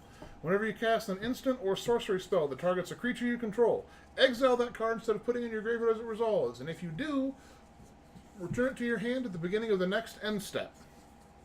Nice. Actual, legitimate, real card advantage in the two colors that Last pack, have almost none. We have Narset as the Planeswalker, and then we Lots have of Narsets. Krenko Tin Street Kingpin. And he's cool. Whenever Krenko Tin Street Kingpin attacks, put a +1/+1 counter on it. Then create a number of 1/1 red goblin creature tokens equal to Krenko's power. Not his counters, his power. Then you got the new roll. Awesome. Sweet, new Elzeric. What's he do? 2 blue and red. Whenever you cast or copy an instant or sorcery spell, roll Storm Conduit deals 1 damage to target opponent or planeswalker. +2 is scry 1. -2 is when you cast your next instant or sorcery spell this turn, copy that spell. You may choose new targets for the copy, and he has 4 health. Okay. So we got Huatli the Sun's Heart. This is the last pack. For 2 and a hybrid Celestia mana. 7 health. Each creature you control assigns combat damage equal to its toughness rather than its power, and you gain life equal to the greatest toughness among creatures you control. Gavin, what is the last rare you pulled in your box? We had the Dread Horde Invasion, Oh no. which is 1 and a black for an enchantment. At the beginning of your upkeep, you lose 1 life and amass 1. Oh no. When a zombie token you control with power 6 or greater attacks, it gains lifelink until end of turn. You'll have the zombies forever! Yes! The zombies won! I tried. I tried. Bow down before my zombie army. And also, we skipped right past the new Jace. We did. Yeah, we did kind of pick it up at the end there. Then again, it's been almost 4 hours of streaming. Yep. Yeah. So, Well, take got a lot of really cool stuff, though. Yeah. Oh, yeah. I mean, we got most of the Gatewatch. I mean, really, you did really well on Gatewatch. You did great on the finales. You had a 4 mythic box? Yeah. That's, statistically unlikely. Alright, so let's talk about that sweet new Jace. So, Jace, Wielder of Mysteries was the card I was most excited for in this entire set. Congratulations, you made it. Yes, I made it. It costs 1 and 3 blue. It starts at 4 loyalty. If you would draw a card while your library has no cards in it, you win the game instead. It has the Laboratory Maniac clause, making this harder to kill than Laboratory Maniac, because it is not a creature. Yeah, that is definitely a Oh, fact. +1, target player puts the top 2 cards of their library into their graveyard. Draw a card. Then -8, draw 7 cards. Then if your library has no cards in it, you win the game. So he has 2 win the game clauses on him. Yeah. Yeah. And because of the way it's set up, it sounds like when you draw those 7 cards, it also checks if you win the game after each one, and then if you happen to have an empty library at the very end, you also win. Is that right? I think so. Unless he goes away immediately when you do the -8. But we'd have to look up rules on that. Yeah, no need for that. Alright, so. Lots of Planeswalkers, lots of legendary stuff. I mean, this is like the kind of legendary stuff you see when you play Dominaria. Yeah. So. Oh, yeah. And then this whole stack that is only other Planeswalkers you got. Yes. The giant stack of the walkers. Like 2 inches of, no, like a ½ inch of Planeswalkers. Yep. But for cards that are less than 1/10 of an inch thick, that's a lot of Planeswalkers. Yep. About 37. I think if you count, no, there was one pack that had 2. Yeah, So yeah, 37 Planeswalkers and Sick Tezzeret. Oh, yeah. Good box, man. It was good. Yes. Worthwhile investment. Yep. This was an incredible box. Yeah, it got you almost everything you wanted. Yep. And it denied both JD and I what we were looking for. Truly, it was your box. What are you looking for? Dude, I'm always looking for Bolus Dragon God. I'll be hoping to pull a Bolus Dragon God in sets 4 blocks from now. Are you kidding me? We'll be going to Time Spiral 2, and I'm like, Dragon God, Dragon God, Dragon God, Dragon God. Don't you have a box that you're gonna open later? Not on stream, Right. because I don't have a stream set up, and I don't really think I come across well on Streamery. But that's how that goes. Yep. Yeah. Well, so, after opening all this stuff, it has finally come to a close on this, but I will likely be doing possibly some deck building on stream. I'll be moving the camera in a bit closer so it's not focusing on me and focusing more on cards. So the first deck that's really close to completion, and I'll just express thoughts on it, is probably my Kozilek deck that I'm working on, which the new Ugin is going right into there. Yeah, slotting in perfectly. Slotting in perfectly. It is everything the deck wants. But, so, I might start doing some deck building on Twitch as well. If people want to show up for deck building and help with deck building for anything they might want, I will possibly be available to help with that as well. And we can possibly stream it if you guys so wish. Yeah, Streaming deck building. that Yeah, sounds I can fun. get behind that. Oh yeah. Yeah. Lord knows I got enough cards to go through, though. Do you want to have a 10-hour stream full of me going, man, which 4 versions of this effect do I want in my deck?